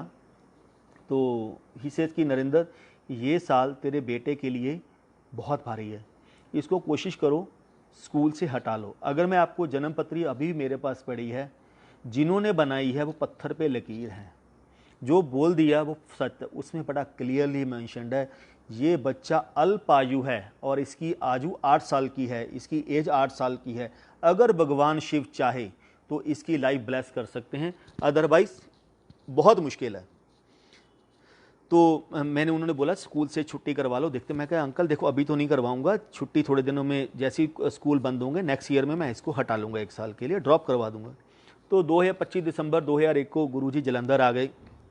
तो न्यू साल का न्यू ईयर फंक्शन सेलिब्रेशन हो गया। उसके थोड़े दिनों के बाद गुरुजी ने बुलाना शुरू कर दिया। तो मैंने ऐसे एक दिन, अंकल थे जो गुरुजी के ड्राइवर थे, शगन अंकल, मैंने उनको बोला अंकल एक छोटी सी रिक्वेस्ट है, प्लीज़ गुरुजी से बोल दो, मेरे एक ही बेटा है। तो पंडित ने ये बोला है कि इसकी एज बहुत छोटी है, 8 साल की एज है, और ये साल इसकी ज़िंदगी का आखिरी साल हो सकता है।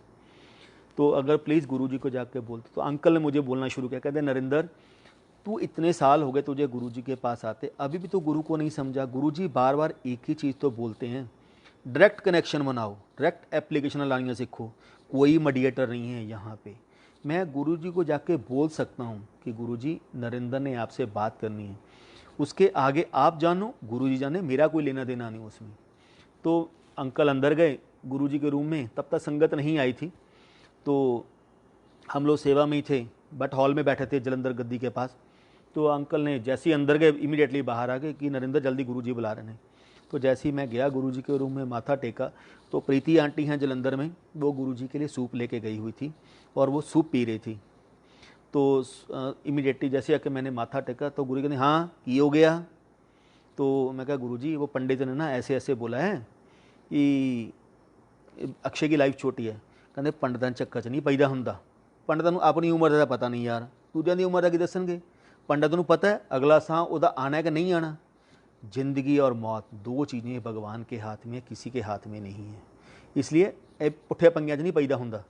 ਛੱਡ तू आंटी ਨੂੰ सत्संग सुना।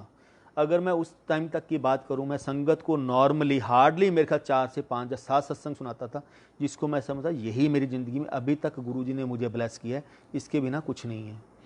तो मैंने जैसे ही आंटी को सत्संग सुनाना शुरू किया तो गुरु से अभी सुना, अभी सुना, अभी सुना, देन ही 5 से 50 बना दिए उन्होंने।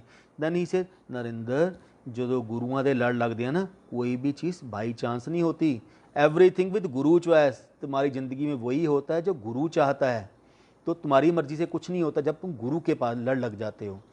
तो सुनाते सुनाते मैंने सारा सुनाते, गुरुजी ने कुछ नहीं बोला लास्ट पे। अब आपको एक छोटी सी उम्मीद होती है गुरुजी कुछ तो बताएंगे, कुछ तो उपाय ही बता देंगे, लोटा बोल देंगे कि लोटा लेके आ जा, कुछ और लेके आ जा, तो कुछ भी नहीं। तो गुरु कहें जाके सेवा कर, चाय प्रसाद की सेवा कर। मैंने चाय प्रसाद की सेवा करनी शुरू कर दी और रात को लंगर भी हो गया, सब कुछ हो गया। गुरुजी कुछ नहीं बोले। जैसे हम लोग जलंधर से लुधियाना आ रहे थे, वाइफ कहती गुरुजी से कुछ बात हुई, गुरुजी ने कुछ उपाय बताया, मैं गुरुजी ने कुछ नहीं बोला। सेकंड टाइम आप गुरुजी को नहीं पूछ सकते एक ही चीज़ को, आपको एक ही बार पूछ लिया बस वही बहुत बड़ी बात है। सेकंड टाइम पूछोगे बहुत बड़ी डांट पड़ती थी। ही से जो गुरुआं दी मौज होंगी है, गुरु अपने हिसाब से बताएगा, ज़्यादा किंतु परंतु करने की जरूरत नहीं है। गुरुआं तो विश्वास रखो, गुरुओं को टाइमिंग का पता है। तो एक दिन निकल गए, 2 दिन निकल गए, एक हफ्ता निकल गया। रात को जब सब कुछ वाइंड अप करने के बाद तो मैं आने लगा, तो 11:30-12 बजे जैसे ही चलने लगा मैं वहाँ से, तो गुरु से नरेंद्र मैं ना बद्दन अंकल हैं, गुरुजी की बहुत ही लाडली संगत, प्यारी संगत हैं, ਉਹਦੇ ਘਰੇ जा रहे हैं, तो उसके घर पे फंक्शन रखा हुआ सत्संग और तूने आना है। गुरु आपको इनवाइट करे, आपसे लक्की कोई नहीं हो सकता, और आप गुरु को मना करो, आपसे अनलक्की कोई नहीं हो सकता। मैंने बोला क्योंकि गुरुजी बहुत ही लिमिटेड संगत को अपने साथ लेके जाते थे संगत में। मैंने कहा गुरुजी मेरा आना कल बहुत मुश्किल है क्योंकि मुझे चंडीगढ़ जाना है और मेरी चंडीगढ़ में मीटिंग है। ही से मैंने तुझे इनवाइट कर दिया, आना ना आना तेरी मर्जी है, लेकिन हाँ जब तक तू नहीं आएगा तब तक मैं बद्दन के घर से वापस नहीं आऊँगा। ये गुरुजी का प्यार था, ये गुरुजी का ब्लेस करने का तरीका था। तो आप इसको इमोशनली ब्लैकमेल लगा लो, जो मर्जी कर लो, लेकिन मुझे ब्लेस करना था गुरुजी ने उस दिन। बहुत करने के बाद मैं रात को 7 बजे मुझे बस मिली, लास्ट बस थी वहाँ से चंडीगढ़ से। बस में आया, गाड़ी नहीं थी मेरे पास, गाड़ी लुधियाना में खड़ी थी क्योंकि फैमिली ने भी लुधियाना से जलंधर आना था। तो करने के बाद उसके बाद मैं रात को 9-9:30 बजे जलंधर पहुंचा। पूरी बस में चंडीगढ़ से लेकर जलंधर तक खड़े होके आया हूं बस में। तो पीएपी चौक पहुंचा, मेरे दोस्त थे, जो मेरे कलीग थे मेरे साथ थे, वो मुझे लेने के लिए आए। वहाँ पे गुरुजी के पास पहुंचा, हंसराज हंस जी गुरुजी के चरणों में बैठ के पंजाबी गाने सुना रहे हैं और गुरुजी हलवा प्रसाद बांट रहे हैं संगत को। मैं भी क्यू में लगा, तो जैसे ही मुझे हलवा प्रसाद दिया तो गुरु कहते जा जल्दी जल्दी लंगर करके आ। ही सो केयरिंग गुरु, ऐसा गुरु नहीं मिल सकता। ही से बहुत दूरों आए हैं, सफ़र करके ट्रैवलिंग करके आए हैं, जल्दी जाके लंगर खा के आ। तो मैं लंगर करके जल्दी जल्दी वापस आया। मेरे ख्याल एक चपाती या एक पूरी ली होगी। क्यों? ये टाइम जो गुरुजी के साथ मिल जाएगा जो दोबारा नहीं मिलेगा, क्योंकि गुरुजी ने कब आपको बोल देना चंगा छुट्टी तो पता नहीं। तो करने के बाद मैं दोबारा जल्दी जल्दी लंगर किया, आपके गेट के ऊपर खड़ा हो गया। गुरुजी अपने हाथ वॉश करके बैठ गए और गुरुजी के पास ही एक थाली पड़ी हुई थी हलवे प्रसाद की। वो एज इट इज़ पड़ी थी, बट गुरुजी हाथ वॉश करके बैठे हुए हैं। 5 मिनट से 10 मिनट के बाद गुरुजी पंजाबी गाने हंसराज हंस जी को बोल रहे, आ भी गाना सुना, आ भी गाना सुना। तो उसने 1 या 2 गाने सुनाए, तो गुरुजी ने ऐसे हाथ किया, इशारा किया आने के लिए किसी को, तो सब एक दूसरे की तरफ देख रहे हैं, तुम्हें बुलाया, किसको बुलाया। तो कोई नहीं जा, ऐसे नहीं है कि कोई भी जा सकता था, क्योंकि गुरुजी बुला रहे हैं, किसको बुलाया है उसी को जाना है। अगर कोई दूसरा जाएगा तो डांट बहुत पड़ती थी। तो करने के बाद तो मैं, गुरुजी कहते नरेंद्र उरे आ। तो जैसे ही मैं गया, गुरुजी ने दोबारा हलवा प्रसाद उठाया और उठा के मुझे मेरे हाथ में रख के कहते लफड़ तेरे मुंडे की उम्र ब्लैस करती। कहते नरेंद्र संगत नूं कदे मान नहीं करना चाहिए। मेरे घरे सत्संग हो रहा है, सत्संग गुरु ऑर्गेनाइज करता है, संगत गुरु डिसाइड करता है, टाइमिंग गुरु डिसाइड करता है, किसका कल्याण किस संगत में लिखा हुआ है ये गुरु डिसाइड करता और कोई नहीं डिसाइड करता। इसे तेरे मुंडे का कल्याण बदन दे घरे कल्याण लिखा हुआ सी, मैं इसको बड़े बड़े मंदिर या छोटे मंदिर में भी तेरे बेटे का कल्याण नहीं कर सकता था। क्यों? जगह मैं डिसाइड करके रखी हुई सी, बदन दे घरे सत्संग होना, तेरे मुंडे का उत्थे कल्याण करना है। तो उसके बाद सब कुछ वाइंड अप, गुरु कहना जा जलंधर मंदिर जा और उत्थे जाके फिर आप चाह प्रशाद पीने। उसके बाद हम लोग बड़े मंदिर आए, चाय प्रसाद पी, तो सॉरी जलंधर मंदिर आए, चाय प्रसाद, गुरु जी ने छुट्टी दे दी। फिर गुरु जी ने एक छोटा सा लॉकेट ब्लेस करके दिया। मैं आपको ये बता रहा हूँ कि गुरु जी आज की डेट में भी हमारे साथ खड़े हैं। अभी 3 साल पहले की बात होगी, इस बर्थडे से 2 साल पहले, तो मेरा बेटा ऑस्ट्रेलिया में है, सिडनी में है, तो उसकी सेवा लगी थी कि सुबह उसको फूल लेके आने हैं। तो डिम्पल है, मेरी सिस्टर है वहाँ पे, मेरी कज़न सिस्टर है, गुरुजी की सिस्टर ही सब। आजकल तो भाई बहन जो हैं वो सारे गुरुजी की संगत वाले ही हैं। तो डिम्पल वहाँ पे थी, तो डिम्पल ने मेरे बेटे की फूलों की ड्यूटी लगाई थी। तूने फूले फ्लावर्स मंडी से सुबह फ्लावर लेकर, वो जो फ्लावर्स मंडी है मॉर्निंग 2:30 पे खुलती है। तो इसने बोला हाँ हाँ आंटी मैं चला जाऊँगा, लेकिन इसके घर से भी 1 घंटे का गाड़ी से ड्राइव था। आंटी मैं चला जाऊँगा, आप टेंशन ना लो। तो रात को 11 बजे उसका फिर फ़ोन आना शुरू हो गया। जैसे सो गया, क्योंकि अपने कॉलेज से आया था, सो गया, इसने 2-3 अलग अलग अलार्म लगा दिए कि मुझे सुबह फ्लावर लेने जाना है। तो रात को डिम्पल का फिर फ़ोन आया, इसने नींद में ही उसको मना किया, आंटी मुझे मालूम है मेरे अलार्म लगा, मैं उठ के चला जाऊँगा। उसने फिर 11:20 11:30 किया होगा, फिर 11:45 किया होगा। जब 3 बार अलार्म लगाने के बाद भी ये सो गया। कहते आंटी टेंशन ना लो, मुझे मालूम है जाना है। तो जैसी थर्ड टाइम इसने फ़ोन रखा, तो गुरुजी इसको विज़न दिखाते हैं, ड्रीम दिखाते हैं कि इसके पास जो होंडा सिटी कार है वो पूरी तरह एक्सीडेंटल हो चुकी है, पूरी मैश हो चुकी है, और मेरे बेटे की डेड बॉडी उस गाड़ी के बाहर पड़ी है। ये मेरे बेटे के ड्रीम में दिखा रहे हैं। तो जैसे ही उसको ये देखता है, आप कहता मैं अपनी ड्रीम में भी डर गया कि ये मेरे साथ क्या हो गया। तो जैसे ही इसने देखा, तो अभी ये देख ही रहा अपने ड्रीम में, इमीडिएटली गुरुजी इसके पास आके खड़े हो गए। गुरुजी ने स्पोर्ट्स शू पहने हुए हैं, ट्राउज़र पहनी हुई है, टी शर्ट पहनी हुई है। तो गुरुजी ने आके बेटे को उठाया, कहते अक्षय उठ। कहते अक्षय 3 बार तेनों डिंपल का फोन आया तेनों उठाने पिछे, मैं 11 बजे तो लैके 12 बजे तक तेरे सराहने खड़ा सी। क्यों? वो तेरी मौत का टाइम सी। कहते तेनों 3 बार फोन आया है, वो डिंपल नहीं फोन कर रही सी, वो काल तेनों फोन कर रहा सी कि मैं तेनों बुलाना है। कहते लेकिन जो गुरु ने ही तुहानूं ब्लैस करता, कहते काल दी भी की मजाल आ, छू जवे। कहते मैं 1 घंटे लगातार तेरे सराहने खड़ा, तू 3 बार उठने की कोशिश की है, मैं 3 बार तेनों सुलाता। क्यों? जे तू 11 बजे अपने घरों निकल जाता, जो तू सीन ड्रीम च देख रहे हैं ये रियलिटी तेरे नाल होना सी। कहते लोग मेरा बर्थडे सैलीब्रेशन कर रहे हैं, लोग मेरा बर्थडे सैलीब्रेशन कर, और तेरा गुरु तेरी लाइफ ब्लैस करके जा रहा है। कहते दस इस तो बड़ी ब्लैसिंग गुरु होर की दे के जावे, कहते किसी को। तो ये गुरु जी ने ब्लैसिंग दी उसको। तो सेम टाइम रात को उसको ड्रीम दिखाया 12:30 बजे, मॉर्निंग मेरी वाइफ को ड्रीम दिखाते हैं 5 5:30 का टाइम होगा, और उसको दिखाते हैं कि एक गुरु जो मेरे बेटे ने मेरे वाइफ को फ़ोन दिया था, उस फ़ोन को पकड़ के गुरुजी खड़े हैं। कहते आंटी ये फ़ोन केड़ा? सैमसंग का फ़ोन है। गुरुजी स्क्रॉल करते थे फ़ोन, गुरुजी को आदत होती थी आपका फ़ोन पकड़ के उसको स्क्रॉल करते रहते थे। स्क्रॉल करने के बाद नंबर क्या है, फ़ोटो क्या है, ये क्या है, वो क्या, तो गुरुजी सब कुछ देखते रहते थे। तो जैसे ही उसको देखा, तो उस समय 2007 तक उसमें वाईफाई का कोई भी ऐसा कनेक्शन नहीं होता था। ही से वाईफाई देखा, आंटी एक ही है। तो गुरुजी ये वाईफाई होता है, हम किसी को फ़ॉरेन में भी बात कर सकते हैं, वीडियो कॉल भी कर सकते हैं। कहते आप आंटी अक्षय नाल भी गल कर सकते हैं? कहते हाँ जी गुरुजी अक्षय नाल भी गल कर। चलो फिर मिला अक्षय को फ़ोन, आप अक्षय नाल गल करते हैं। तो इन्होंने जैसे ही फ़ोन मिलाया, तो तो ड्रीम ख़त्म हो गया। बट जैसे ही बेटे का फ़ोन आया तो गुरुजी ने सिर्फ वाइफ को ये प्रूव करने के लिए किया था, आंटी मैं बेटे ਨੂੰ ब्लेस करता। तो मतलब गुरुजी तो आपके हर पल आपके साथ खड़े हैं, तो उस चीज़ के बारे में तो हम सोच ही नहीं सकते कि कहीं गुरुजी चले गए। ऐसे ही एक दिन मैं अहमदाबाद, मेरी पोस्टिंग थी, तो अहमदाबाद पोस्टिंग के बाद गुरुजी का होता था कि मुझे लुधियाना बहुत कम जाने देते थे। अब उनकी वही जानते हैं क्या है, उनकी लीला नहीं है। तो एक दिन मुझे बहुत ज़रूरी काम था बैंक का, तो गुरुजी मुझे जाना है।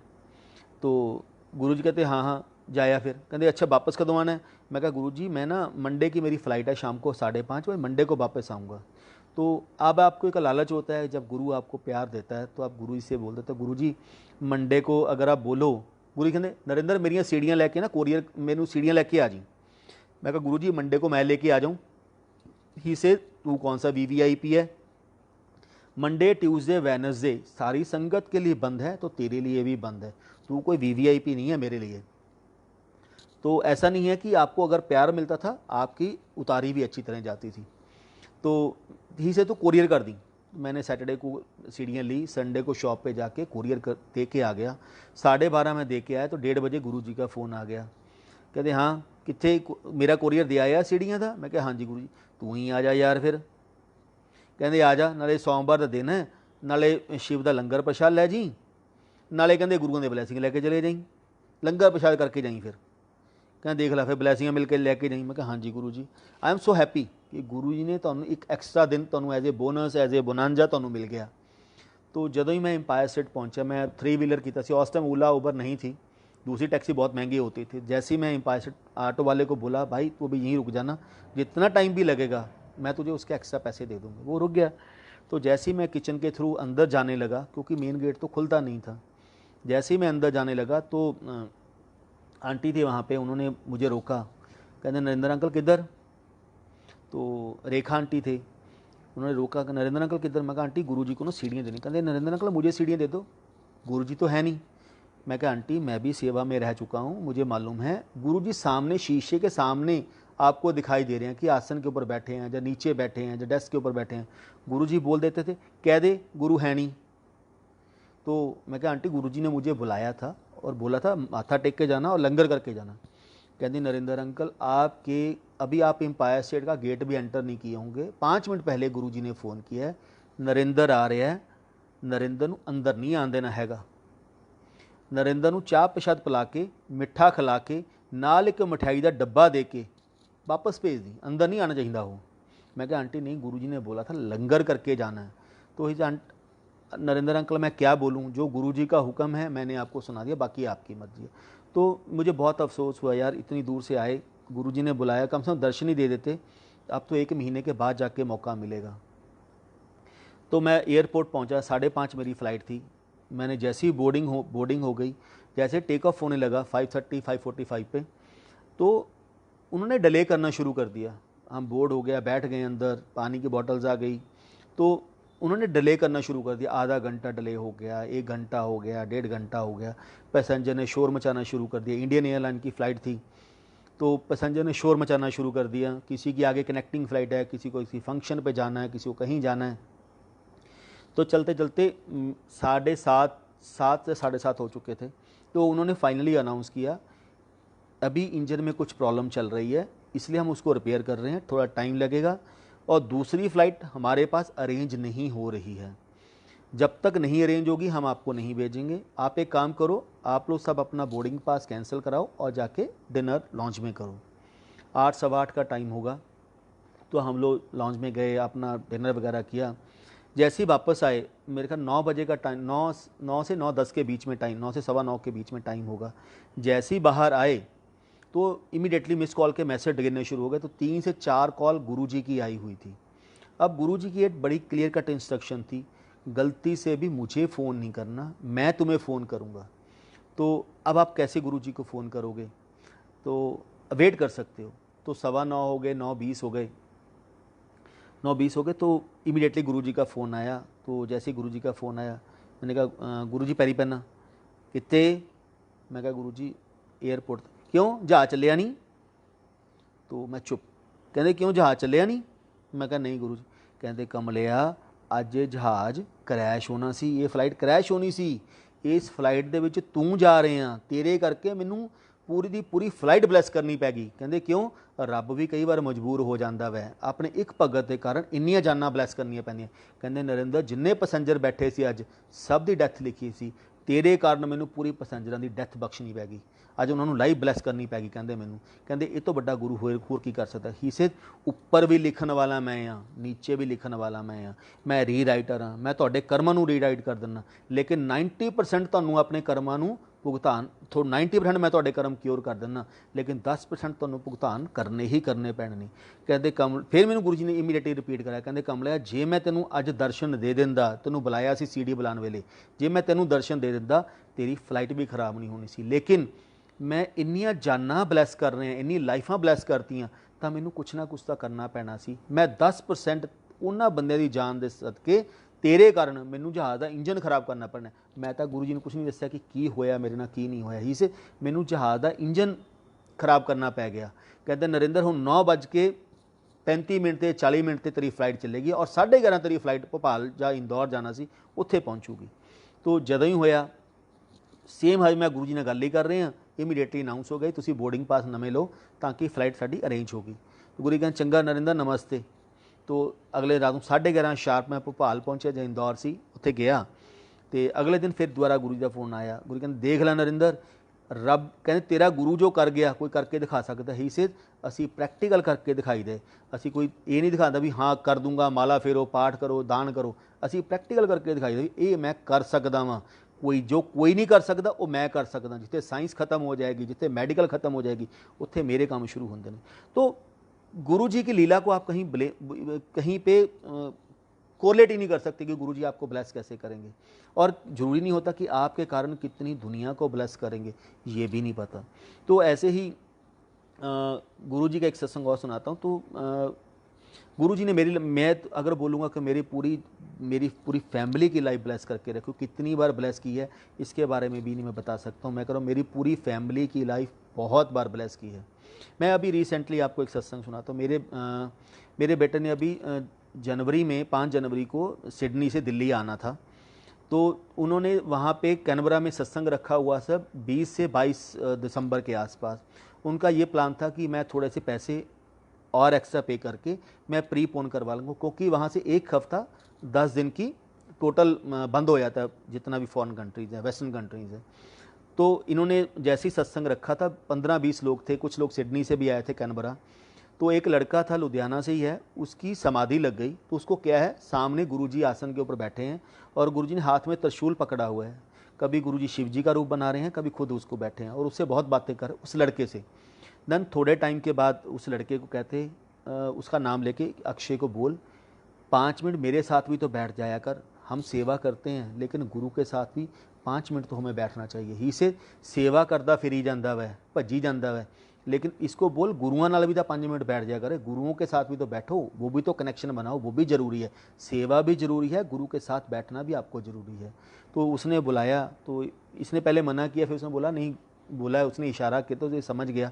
तो जैसे ही बैठा, इसकी आंखें बंद की, तो मेरे बेटे को समाधि लगाना टोटली बैन है, गुरुजी ने इसको बैन करके रखा हुआ है।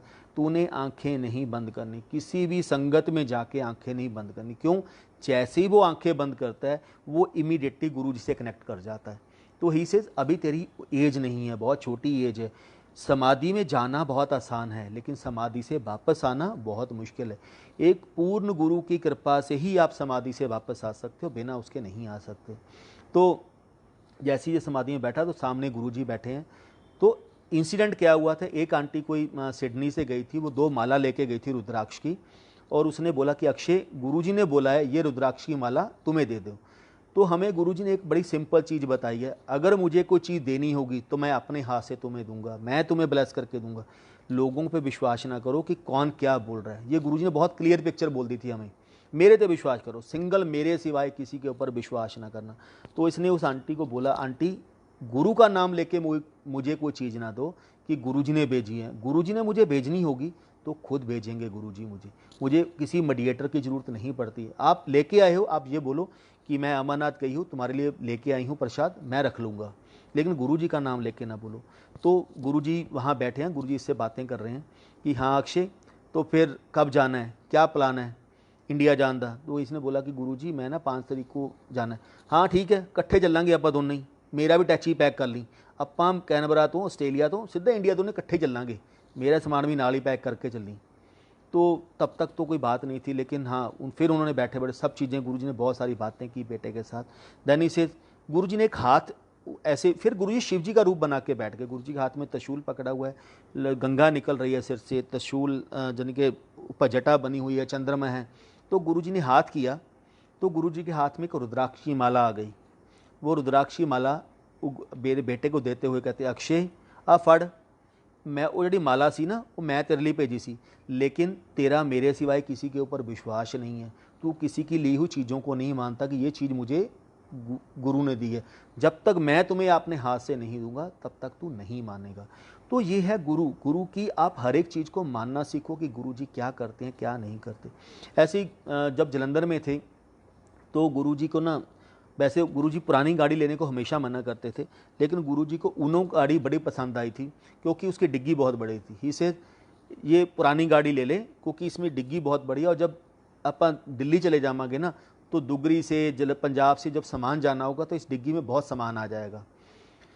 तो ठीक है गुरुजी, जैसे कि सामान क्या जाना, सब्जियाँ जानी हैं, कुछ और जाना है, बस यही कुछ आता था और तो कुछ नहीं था। ठीक है गुरुजी। तो गुरुजी जलंधर से दिल्ली आ गए, वो गाड़ी ले ली। तो चलती रही। एक दिन गुरुजी ने बोला कि नरेंद्र मेरा लंगर लेके तू गौरव को मलेरकोटला से लेके गुरुजी के भतीजे को तू दिल्ली आ जा। गौरव शुरू से मेरे साथ आता रहा है, बच्चों की तरह हैं मेरे। तो मैं जब लेके आया उसने बोला अंकल एक काम करो, हम लोग ना करनाल में मिलेंगे। तो मैं डॉक्टर साहब के साथ आ रहा हूँ, डॉक्टर गुरविंदर के साथ, आप सब वहाँ पहुँचो तो हम वहाँ से इकट्ठे चलेंगे। तो हम लोग 7 बजे मेरे ख्याल से हम लोग झील मिल के ऊपर वहाँ पहुँचे। हम लोग चाय वगैरह पी 7:30 बजे। तो जैसे ही 7:30 वहाँ चलने लगे तो Matkan aunty, Shivratri next day Shivratri थी, और गुरुजी के क्लास फेलो थे निर्मल सिंह गिल, हम उनको ढूंढ के लेके आए थे। गुरुजी ने बहुत पीछे पड़े हुए थे, नरेंद्र मेरे दोस्त को ढूंढ के लेके आ, मेरे बचपन के दोस्त को लब के लेके आ। तो वो मैं हमारे साथ ही थे। तो चलते चलते हमने उनको बोला वहाँ से जैसे ही चले तो मैं थोड़ा सा पानीपत क्रॉस किया तो ऐसे लगा जैसे मेरी 7:30 बजे मटकन आंटी गुरुजी के पास खड़ी हैं एम्पायर स्टेट में, और गुरुजी बोल रहे हैं नरेंद्र ਨੂੰ नौकरी भी चाहिए है तो नरेंद्र ਨੂੰ गुरु भी चाहिए है। एक म्यान ਦੇ ਵਿੱਚ ਇੱਕੋ ਹੀ ਤਲਵਾਰ ਰਹਿੰਦੀ ਹੈ, ਇੱਕ म्यान 'ਚ 2 ਤਲਵਾਰਾਂ ਰਹਿੰਦੀਆਂ। नरेंद्र ਨੂੰ चूज़ करना पैना है ਜਾਂ गुरु ਜਾਂ नौकरी। ये ਹੁਣ नरेंद्र ਦੇ ਉੱਤੇ है गुरु ने किहनूं चूज़ करना वै। तो वो चुप कर गए उस समय। तो उसके बाद हम लोग जैसे ही चले, पानीपत क्रॉस किया तो गाड़ी में प्रॉब्लम होनी शुरू हो गई। मकैनिक को दिखाया, नाइट हो चुकी थी, तो मकैनिक को दिखाया, उसने बोला नहीं नहीं कुछ नहीं है, ऐसे ठीक हो जाएगा, चली जाएगी, हल्का फुल्का पेचकस है। जैसे ही हम लोग अभी थोड़ा सा आगे गए, पानीपत से आगे, तो गाड़ी में प्रॉब्लम होनी शुरू हो गई। आगे चलते चलते यानी कि सोनी मुरथल आने तक उस गाड़ी ने इतना ब्लो ले लिया, मैंने धुआं निकलना शुरू हो गया। तो मैंने इमीडिएटली गौरव को, डॉक्टर साहब को और गुरुजी के फ्रेंड को हमने भेज दिया कि आप लोग दिल्ली पहुंचो ताकि गुरुजी लंगर की वेट कर रहे होंगे, आप लंगर ना लेट हो जाए। तो वो लोग 11:30-12 बजे वहाँ पहुँचे, हम लोग वहीं वेट करते रहे। अपोलो इंटरनेशनल स्कूल के सामने एक पेट्रोल पंप है, वहाँ पे गाड़ी लगा ली क्योंकि वाइफ भी साथ थी, बच्चे भी साथ थे, ताकि रात को कुछ प्रॉब्लम ना हो, कम से कम कुछ तो सेफ़ होके आप पेट्रोल पंप पे खड़े होके। तो मैं वहाँ पे जाके जैसे ही रुके तो वो 11:30-12 बजे पहुँचे। तो गुरुजी पूछा नरेंद्र किथे है? तो उन्होंने बोला गुरुजी नरेंद्र की ऐसे ऐसे गाड़ी ख़राब हो गई है, तो वो तो वहीं रुका हुआ है। तो इमीडिएटली गुरुजी ने फ़ोन उठाया। तो 1 घंटे के बीच में मेरे ख्याल से गुरुजी ने मुझे 30 से 40 कॉल कर दी। ही से तेनू किने कहा सी पुरानी गड्डी लै?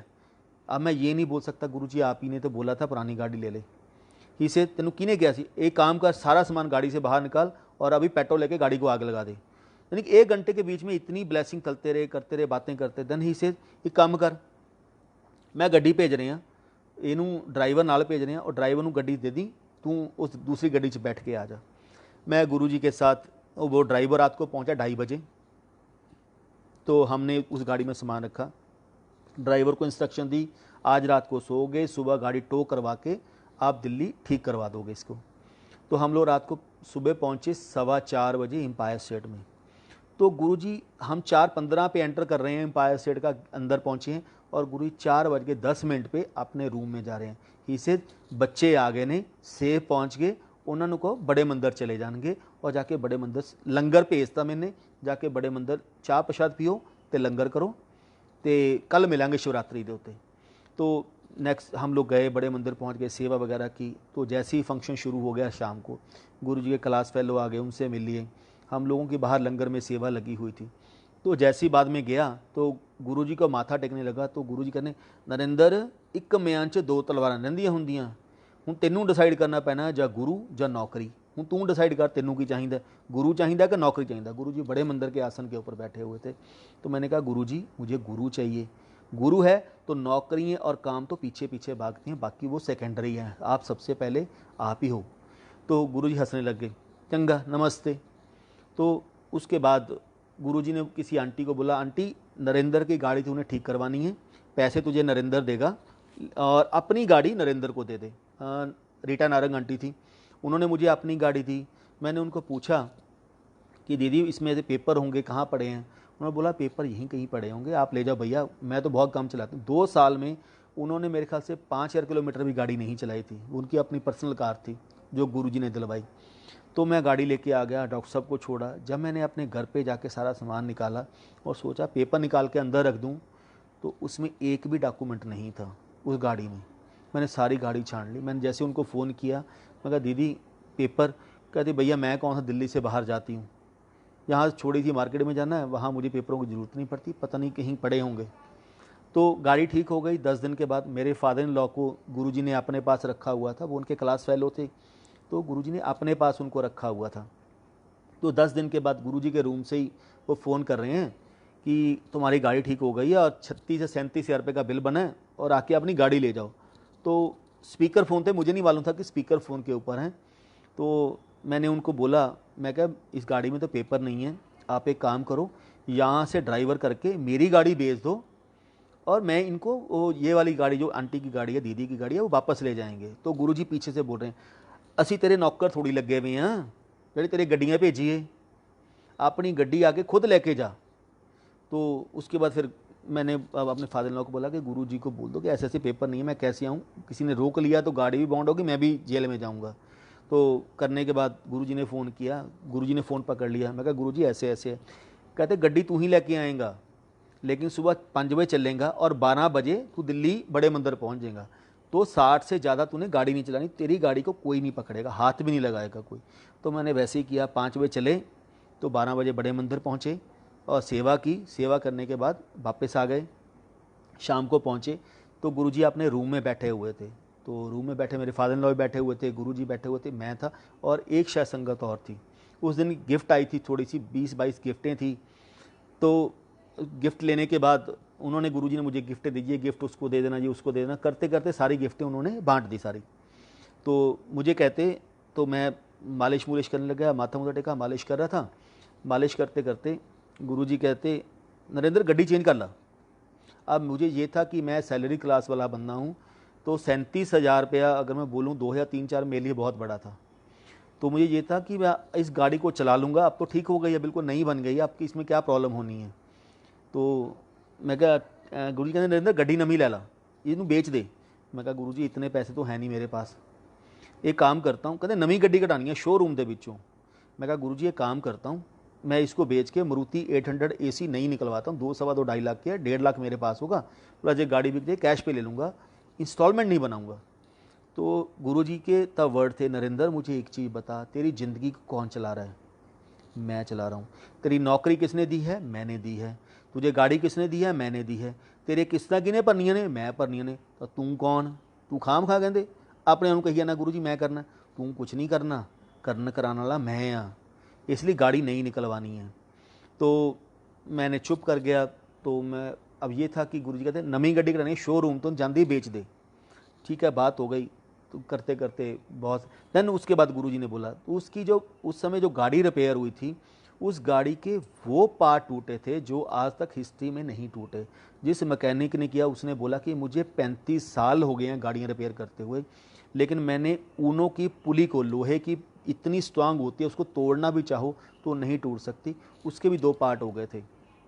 तब गुरुजी कहते देख नरेंद्र, उस दिन तेरे ग्रह इन्ने खराब चल रहे सी, जिन्ने पार्ट गड्डी दे टुटे ने उन्ने पार्ट तेरी बॉडी दे टुटने सी। कहते देख गुरु ने इन्ना तेरे ते ब्लैसिंग करती, तेरी सारी तेरे माड़े कर्मां नूं, तेरे ग्रहां नूं मैं गड्डी दे उत्ते पाता। कहते देख गुरु होर इस तो बड़ी ब्लैसिंग की कर सकता है। कहते नहीं कर सकता। देख तेरी बॉडी नूं बचाने पिछे तैनूं हॉस्पिटलों तो बचा के सिर्फ तैनूं लेट करता, और तेरी गड्डी मैंने पूरी तोड़ के सारी नवी बनवाती। कहते गड्डी तो नवी बन जूगी, लेकिन जे बॉडी के पार्ट टुट जान वो दोबारा बनने नहीं हैगे। तो चलने के बाद उस रात को जब हम लोग एम्पायर सेट से चलने लगे तो गुरुजी ने हल्की सी एक वर्ड बोली, चंगा नमस्ते, लुधियाने तक दी अपनी गारंटी। हम लोग ह्यूमन बीइंग जब गुरुजी हमें को ब्लेसिंग बोलते हैं या कुछ करते हैं ना, हम उसको अपने तरीके से मोल्ड कर लेते हैं। हम ये नहीं बोलते गुरुजी का लॉजिक क्या है, गुरुजी क्या बोलना चाहते हैं उस चीज़ को, हम वो नहीं देखते। हम देखते हैं हम अपने तरीके से उसको मोल्ड कर लेते हैं। तो बात चले, गुरु ने 2 बार मुझे बोला, चंगा नरेंद्र, लुधियाने तक दी अपनी गारंटी। तो मैंने वाइफ को जैसी गाड़ी में बोला, मैं कहा वाइफ गुरुजी ने बोला टेंशन लेने की लोड़ नहीं, मैं तेनों ब्लैस करता। तो मैं रस्ते में वाइफ को बोलता जा रहा हूँ कि अपा गड्डी बेचनी नहीं हैगी, गुरु जी से बहुत प्यार है। गुरु जी को हर रोज़ फ़ोन आता है, तो 2-4 दिन में गुरु जी का गुस्सा भी ठंडा हो जाएगा, और गुरु जी को बोल दूँगा गुरु जी इतने पैसे लगे हैं, इस गाड़ी को दोबारा चला लेते हैं। तो गुरु जी थोड़ा टाइम तो कट लिए, तो कोई गाड़ी नहीं, नई गाड़ी नहीं लूँगा। तो जैसे ही हम लोग सानेवाल पहुँचे, थोड़ा सा आगे गए, तो आगे जाने के बाद तो लुधियाना भी पहुंचने वाले थे। मैं अपने फादर इन लॉ को छोड़ा, जैसे ही अपने घर के हार्डली मेरे ख्याल से 500 मीटर दूर पे जाके उसके दोनों एक्सल टूट गए, और मैंने वाइफ को सीट पे बिठाया, गाड़ी को धक्का लगाया, घर पे पहुंचा और सो गया। तो जैसे ही उठा 11 साढ़े 10-11 बजे का टाइम होगा, गुरुजी का फ़ोन आया। मैंने ऑफिस जाना था, गुरुजी का फ़ोन आया, हेलो हाँ की होया, गड्डी एक्सल टूट गए फिर। तो मैं क्या बोलूँ उनको, एक्सल टूट गए, वो तो पहले ही बोलते हैं उन चीज़ों को। ही से एक्सल टुट गए, तू सोच रहा सी ਆਪਾਂ ਇਹ ਗੱਡੀ ਰੱਖ ਲਵਾਂਗੇ। ਕਹਿੰਦੇ ਕਮਲੇ ਇਹ ਗੱਡੀ ਕਿਰਾਇਆ ਤੇਰੇ ਲਈ, ਇਹਨੂੰ ਨਹੀਂ ਰੱਖਣਾ ਆਪਾਂ ਨੇ, ਤੂੰ ਜਾ ਕੇ ਨਵੀਂ ਗੱਡੀ ਸ਼ੋਰੂਮ ਦੇ ਵਿੱਚੋਂ ਕਢਾ ਕੇ ਲੈ ਕੇ ਆਣੀ ਹੈ। ਹੀ ਸੇ ਗੁਰੂਆਂ ਦੇ ਬਚਨਾਂ ਨੂੰ ਮੰਨਣਾ ਸਿੱਖੋ, गुरुओं के बचनों को ओवर रूल करना नहीं सीखीदा होंदा। तो ये गुरु जी की ब्लैसिंग है, हम हर एक चीज़ आपको एक एक चीज़ माननी पड़ती है। ऐसे ही हम लोग जलंधर बैठे, 2002 की बात होगी, गुरु जी के कुछ कपड़े ड्रैक्लीन होके आए, गुरु जी के मुक्की मारे थे, गुरु जी के कपड़े ड्रैक्लीन होने के आए जैसे ही, तो गुरु जी ने मुझे एक अपनी टी शर्ट देते हुए बोला, नरिंदर ये नाल दी ना लुधियानों लभ के लैके आ, चौड़े बाजार के विचों मिलेगी। तो गुरु जी ने शॉप भी बता दी, इस मार्केट से यहाँ से जाके मिल जाएगी, इसे प्योर वूल। मैंने गुरु जी दिसंबर जनवरी में 16-18 पे एसी चला के बैठते थे, पंखा चला के बैठते थे, उनको तो गर्मी का मतलब ही नहीं बनता था, वो सर्दी का मतलब ही नहीं बनता था। वो प्योर वूल की टी शर्ट मुझे कहते ये नाल दी लभ के लैके आ, सर्दियों के दिन थे, इससे लास्ट वीक ऑफ फेबररी और फर्स्ट वीक ऑफ मार्च। तो मैं कहा गुरुजी आप इतने प्योर वूल की पहनोगे, गुरुजी आपको पिंपल्स हो जाएंगे। तो गुरुजी मुझे कहते 10 इन्ने साल हो गए तूनू मेरे नाल लगे नू, तू सारे मिट्टी दे विच पाते, तेनू हजे यही नहीं पता तेरा गुरु की चीज़ है। कहते कमलिया ना मैनू गर्मी लगे ना मैनू सर्दी लगे, मैनू तो कदे पसीना भी नहीं आंदा। तो मैंने गुरु से बहुत माफ़ियाँ मांगी, मैं गुरु जी मुझसे से गलती हो गई, लेकिन जब तक गुरु जी आपको अच्छी तरह नहीं सुधार देते थे और उस क्वेश्चन का आंसर नहीं दे देते थे, तब तक आपको नहीं छोड़ते थे। डेली एवरीडे संगत से इंट्रोड्यूस करवाना, मुझे मिलो नरिंदर, कहता गुरु जी तुहानू पिंपल्स हो जाएंगे, दसो महापुरुषों ने भी कदे पिंपल्स होंदे ने। तो ये डेली की रूटीन हो गई थी। 1 हफ्ता निकल गया, 10 दिन निकल गया, लेकिन गुरु जी ने एक हुक्म दे के रखा था कि दोपहर के टाइम पे तूने आके मंदिर में माथा टेक के जाना है। मैं, मेरे कलीग थे गोल्डी एंड बाबा, तीनों ने आके मंदिर में माथा टेक के जाना है, चाय पी के जानी है, मैं तुम्हें मिलूं मैं तुम्हें ना मिलूं। तो ऐसे ही एक दिन हम लोग गए, तो गुरु जी जलंधर मंदिर में गद्दी के थोड़ा सा आगे लेटे हुए थे और हाई वॉल्यूम पे कवालियाँ चल रही हैं नुसरत फ़तेह अली खां की, बहुत पूरी आवाज़ में, तो फुल वॉल्यूम पे चल रही हैं। तो मैं दूर बैठा चाय पी, दूर से माथा टेक के जाने लगा। तो मैंने शगन अंकल को पूछा, अंकल गुरुजी कब से समाधि में? मैंने गुरुजी के साथ मुझे 2 बार रहने का मौका मिला है, तो मैंने गुरुजी को कभी आंख बंद करते हुए नहीं देखा। ही से जे रब सौ गया दुनिया का की बनेगा, इसलिए सानू असी कहीं सौंदे नहीं हैगे।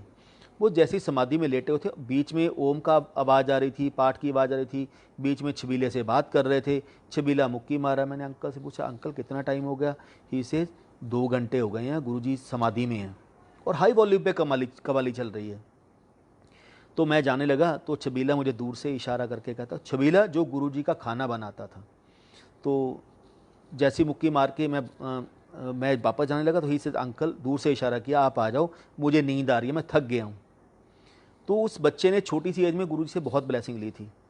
तो मुझे गुरुजी ने एक चीज़ बड़ी क्रिस्टल के लिए बोली थी, जब मैं आसन के ऊपर विराजमान हूँ तो मैं सेवा तुमसे जितनी मर्जी करवा लूँ, लेकिन जब मैं पाठ में बैठा हूँ, समाधि में हूँ, तो गलती से भी मेरे पास ना आना। क्यों?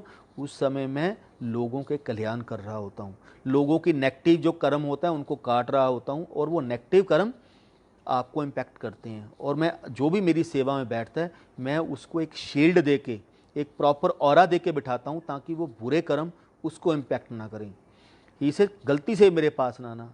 अब गुरुजी ने जो चीज़ आपको दिखानी है वो गुरुजी ने आपको दिखा देनी है।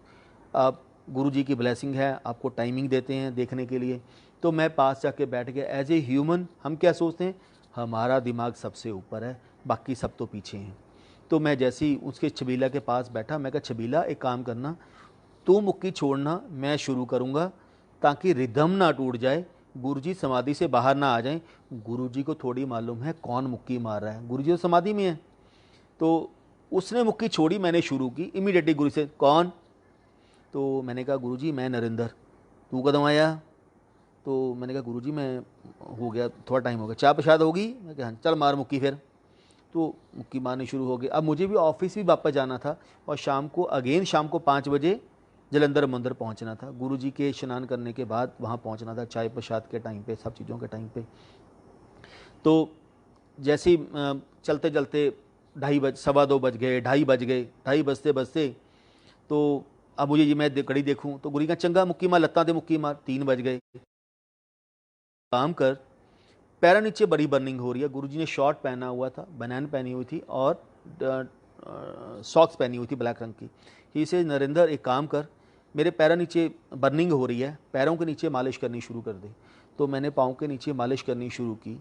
जैसे ही पाँव के नीचे मालिश शुरू की, तो ही से, कम कर यार, तेनों दिखाइए तेरा गुरु की चीज़ है, तो कम कर, मेरे पैर दियाँ फिंगर दब गलियाँ, उंगलियाँ दब। तो जैसे ही मैंने उनको फिंगर्स को दबाना शुरू किया, 5 मिनट निकले होंगे, 2:15 का टाइम हो चुका था, गुरुजी ने स्नान के लिए जाना था। तो इसी इमीडिएटली उन्होंने पैर को हिला कर, नहीं कम कर, मेरे पैर का अंगूठा दब गला, कहते कले अंगूठे ते जोर ला, जिन्ना जोर ला सकदा। तो जैसे ही मैंने उनके अंगूठे को दबाना शुरू किया, तो सॉक्स के बीच में से एक अमृत के फाउंटेन बाहर गिरने शुरू हो गए। जैसे कि हम गाय को धोते हैं, दूध निकलता है, तो गुरुजी के अंगूठे में से फाउंटेन बाहर निकलने शुरू हो गए अमृत के। मतलब 1 से 1.5 फुट का कारपेट गीला हो गया, गुरुजी की पूरी सॉक्स गीली हो गई, मेरे हाथ गीले हो गए। तो अब उतना हार्ड कर दिया अपने अंगूठे को उन्होंने कि उसको प्रेस करना मुश्किल हो गया। दैन गुरु से, हुण दस तेरे गुरु की बॉडी ਦੇ ਵਿੱਚ ਕੀ? ਕਹਿੰਦੇ, ਕਮਲਿਆ ਇੱਕ ਲੋਕ ਦਿਖਾਵਾ ਹੈ ਜਿਹੜਾ ਅਸੀਂ ਬॉडी ਲਈ ਬੈਠੇ ਹਾਂ। ਕਿਉਂ? ਤੁਸੀਂ ਮੇਰੇ ਉਸ ਸਵਰੂਪ ਦੇ ਦਰਸ਼ਨ ਹੀ ਨਹੀਂ ਕਰ ਸਕਦੇ ਜੋ ਮੈਂ ਹੈ। ਮੇਰੀ ਬॉडी ਦੇ ਵਿੱਚ ਤਾਂ ਬਲੱਡ ਵੀ ਹੈ ਨਹੀਂ, ਮੇਰੀ ਪੂਰੀ ਬॉडी ਦੇ ਵਿੱਚ ਅੰਮ੍ਰਿਤ ਭਰਿਆ ਹੋਇਆ। कहते मैनू ना गर्मी लगे ना सर्दी लगे, मैनू कदे पसीना भी नहीं आता। तो उसके बाद गुरु जी को माथा टेका, अपनी गलतियों की माफ़ी मांगी। ही से, देख तेनू पता होना चाहिए तेरा गुरु किड्डी बड़ी पावर है। मैं एक ओम हूँ, एक ओंकार हूँ, एक लाइट हूँ, एक जोत हूँ, मेरे से ऊपर कुछ नहीं है। मैं अपनी मर्जी से आता हूँ और अपनी मर्जी से जाता हूँ। ऐसे ही गुरु जी के पास बैठे थे। कई बार हम लोग दिल्ली से, पंजाब से आना, तो एक सोते थे हमें मथुरा वृंदावन जाना है, कृष्ण जी की जन्मभूमि है, कृष्ण जी भी विष्णु जी का अवतार हैं, इतनी दूर दूर से लोग आते हैं, तो हमें भी जाना है। तो हमने बैसाखी के ऊपर प्रोग्राम बनाया। 1 हफ्ते का प्लान था कि मैं यहाँ घूमने आएंगे, आगरा घूम के आएंगे, सब जगह जाएंगे। तो लेकिन उस दिन वाइफ की तबीयत ख़राब हो गई। जब तक गुरुजी आपको ना चाहें आप कहीं नहीं जा सकते। तो मैंने वहाँ वो प्रोग्राम कैंसिल हो गया। फिर हमने 15-20 दिन महीने के बाद प्रोग्राम बनाया कि हम लोग सैटरडे को आएंगे, बड़े मंदिर में गेस्ट हाउस में रुकते थे। संडे को सुबह सुबह 5 बजे चलेंगे, शाम को 5 बजे तक हम लोग एम्पायर स्टेट पहुँच जाएंगे नहा धो के, ताकि गुरुजी ने तो 6 बजे गेट खोलना है। तो सैटरडे को गुरुजी के साथ, संडे को गुरुजी रोकेंगे, संडे को हम लोग मथुरा वृंदावन होके आ जाएंगे। तो सैटरडे मॉर्निंग जब हम लोगों ने चलना था, रात को वाइफ को ड्रीम दिखाते हैं अराउंड 2-2:30 पे कि हम लोग एम्पायर स्टेट में आ रहे हैं। जैसे ही एम्पायर स्टेट में एंटर करते हैं तो एक छोटी सी जगह जहाँ पे आंटियाँ बैठती हैं सीढ़ियाँ उतरने से पहले ही, तो लेडीज जो बुजुर्ग होते थे वो वहाँ बैठते थे। तो वहाँ पे गुरुजी लेटे हुए थे। गुरुजी कभी कभी पिल्लो लेके वहीं पे लेट जाते, जैसे एक छोटा बच्चा लेटा होता है, गुरुजी वहीं लेट जाते थे। तो गुरुजी लेटे हुए हैं, मैंने गुरुजी को माथा टेका। तो जैसे ही मेरी वाइफ ने, डिम्पल ने माथा टेका, तो गुरुजी कहते, डिम्पल आंटी तेने चरਨਾਂ ਦੀ सेवा की है कदे? कहते गुरुजी मैंने कभी नहीं की। तेनू आंदी करनी सी सेवा? कहते गुरुजी मुझे नहीं आती, चल मैं तेनू सिखाना। तो जैसे ही इसने पाँव को प्रेस करना शुरू किया, गुरुजी ने शॉर्ट पहनी हुई है, वही बनैन पहनी हुई है, सॉक्स पहनी हुई हैं ड्रीम में। तो जैसे ही इसने प्रेस करना शुरू किया, थोड़ा सा ज़्यादा जोर लगा दिया, पंजाबी हाथ थे। तो इमीडिएटली गुरुजी ने, आंटी होली, मेरी बॉडी बड़ी सेंसिटिव है, कोई हड्डी हुड्डी तोड़ देंगी तू मेरी। तो ड्रीम में बातें कर रहे हैं, हंस रहे हैं। तो गुरुजी ने बताया धीरे धीरे प्रेस करना है, ऐसे प्रेस करना। गुरुजी इससे सेवा करवा रहे हैं। 10 से 15-20 मिनट निकले। थोड़े टाइम के बाद गुरुजी के चरणों से ब्लैक मार्बल की एक 2 से 2.5 फुट की मूर्ति प्रोड्यूस हो गई। तो वो कृष्ण जी की मूर्ति थी, जो वृंदावन में आज भी लगी हुई है। वो गुरुजी के चरणों से निकली। तो जैसे ही गुरुजी के चरणों से निकली, वाइफ ने बोला कि गुरुजी ये तो कृष्ण जी की। कहने आंटी बोली ਦਾ नहीं ਹੁੰਦਾ, नज़ारे देखी ਦੇ ਹੁੰਦੇ ਨੇ ਗੁਰੂਆਂ ਦੇ, देखी ਚੱਲ तू ਅੱਗੇ। तो देखते देखते गुरुजी ने, आंटी इनू फड़ तो मेरे पेट पे रख दे। तो चरणों से उठाई, पेट पे रख दी, वो पेट में समा गई गुरुजी के। तो जैसे ही उठे तो गुरुजी उसके उठने के बाद, चल आंटी लंगर कर दें। तो एक तरफ गुरुजी ने वाइफ के कंधे पे हाथ रखा, तो दूसरी तरफ गुरुजी के भतीजे गौरव के कंधे पे हाथ रखा ड्रीम में, और चल पड़े। जैसे ही आगे एम्पायर स्टेट की किचन के पास पहुँचे, तो गुरुजी का जो रूम है, गुरुजी का रूम राधा कृष्ण के मंदिर में कन्वर्ट हो गया। यानी कि रोज़ेस से और मोगरे से पूरी डेकोरेशन हुई है। राधा कृष्ण लाइव खड़े हैं, कृष्ण जी बांसुरी बजा रहे हैं, राधा जी भी हंस रहे हैं, कृष्ण जी भी हंस रहे हैं। तो वाइफ कहते, गुरुजी ये तो राधा कृष्ण है, इनके आगे तो कर्टन करते हैं कि अगर इनकी आंखों से आंखें मिल जाएंगी तो कृष्ण जी साथ चल पड़ते हैं। तो गुरुजी कहते, आंटी ਐਵੇਂ नहीं अंकल ਨੂੰ परेशान कर, मैं बिठल ਦੇ दर्शन करने ने। बिठल अपा बिठल ही ਇੱਥੇ बुलाता। तब वाइफ को पहली बार पता लगा कि कृष्ण जी को बिठल भी बोलते हैं। तो गुरुजी कहते आंटी बिठल के दर्शन आप बिठल ਨੂੰ ਇੱਥੇ बुलाता, ਐਵੇਂ अंकल ਨੂੰ परेशान करी जानी। कहते आंटी 33 ਲੱਖ देवी देवतियां ਦਾ वास तेरे गुरु ਦੇ अंदर है, मेरे तो बाहर कोई नहीं। ਇਹ राधा कृष्ण ਤਾਂ ਮੇਰੇ ਦਰਸ਼ਨਾਂ ਨੂੰ ਤਰਸਦੇ ਨੇ, ਜਿਨ੍ਹਾਂ ਨੂੰ ਤੂੰ ਮਿਲਣ ਚੱਲੀ ਸੀ। ਤੂੰ ਬੋਲ ਕਿਹਨੂੰ ਮਿਲਣਾ ਹੈ, ਆਪਾਂ ਤੈਨੂੰ ਉਹਦੇ ਦਰਸ਼ਨ ਕਰਵਾ ਦੇਵਾਂਗੇ। ਕਹਿੰਦੇ ਆਂਟੀ सब कुछ मेरे ਵਿੱਚ है, मेरे तो बाहर कुछ नहीं। गुरु थैंक यू, जय गुरु जी। लेकिन गुरु जी पे सिर्फ एक ही है, विश्वास रखना सीखो, ट्रस्ट करो, डायरेक्ट कनेक्शन बनाने की कोशिश करो। वहाँ पे कोई भी मीडिएटर नहीं है जो आपको मीडिएशन से आगे मिलवा देगा। गुरु से कनेक्शन आपने खुद बनाना है, कोई आपसे कनेक्शन नहीं बनवा सकता। थैंक यू, जय गुरु जी।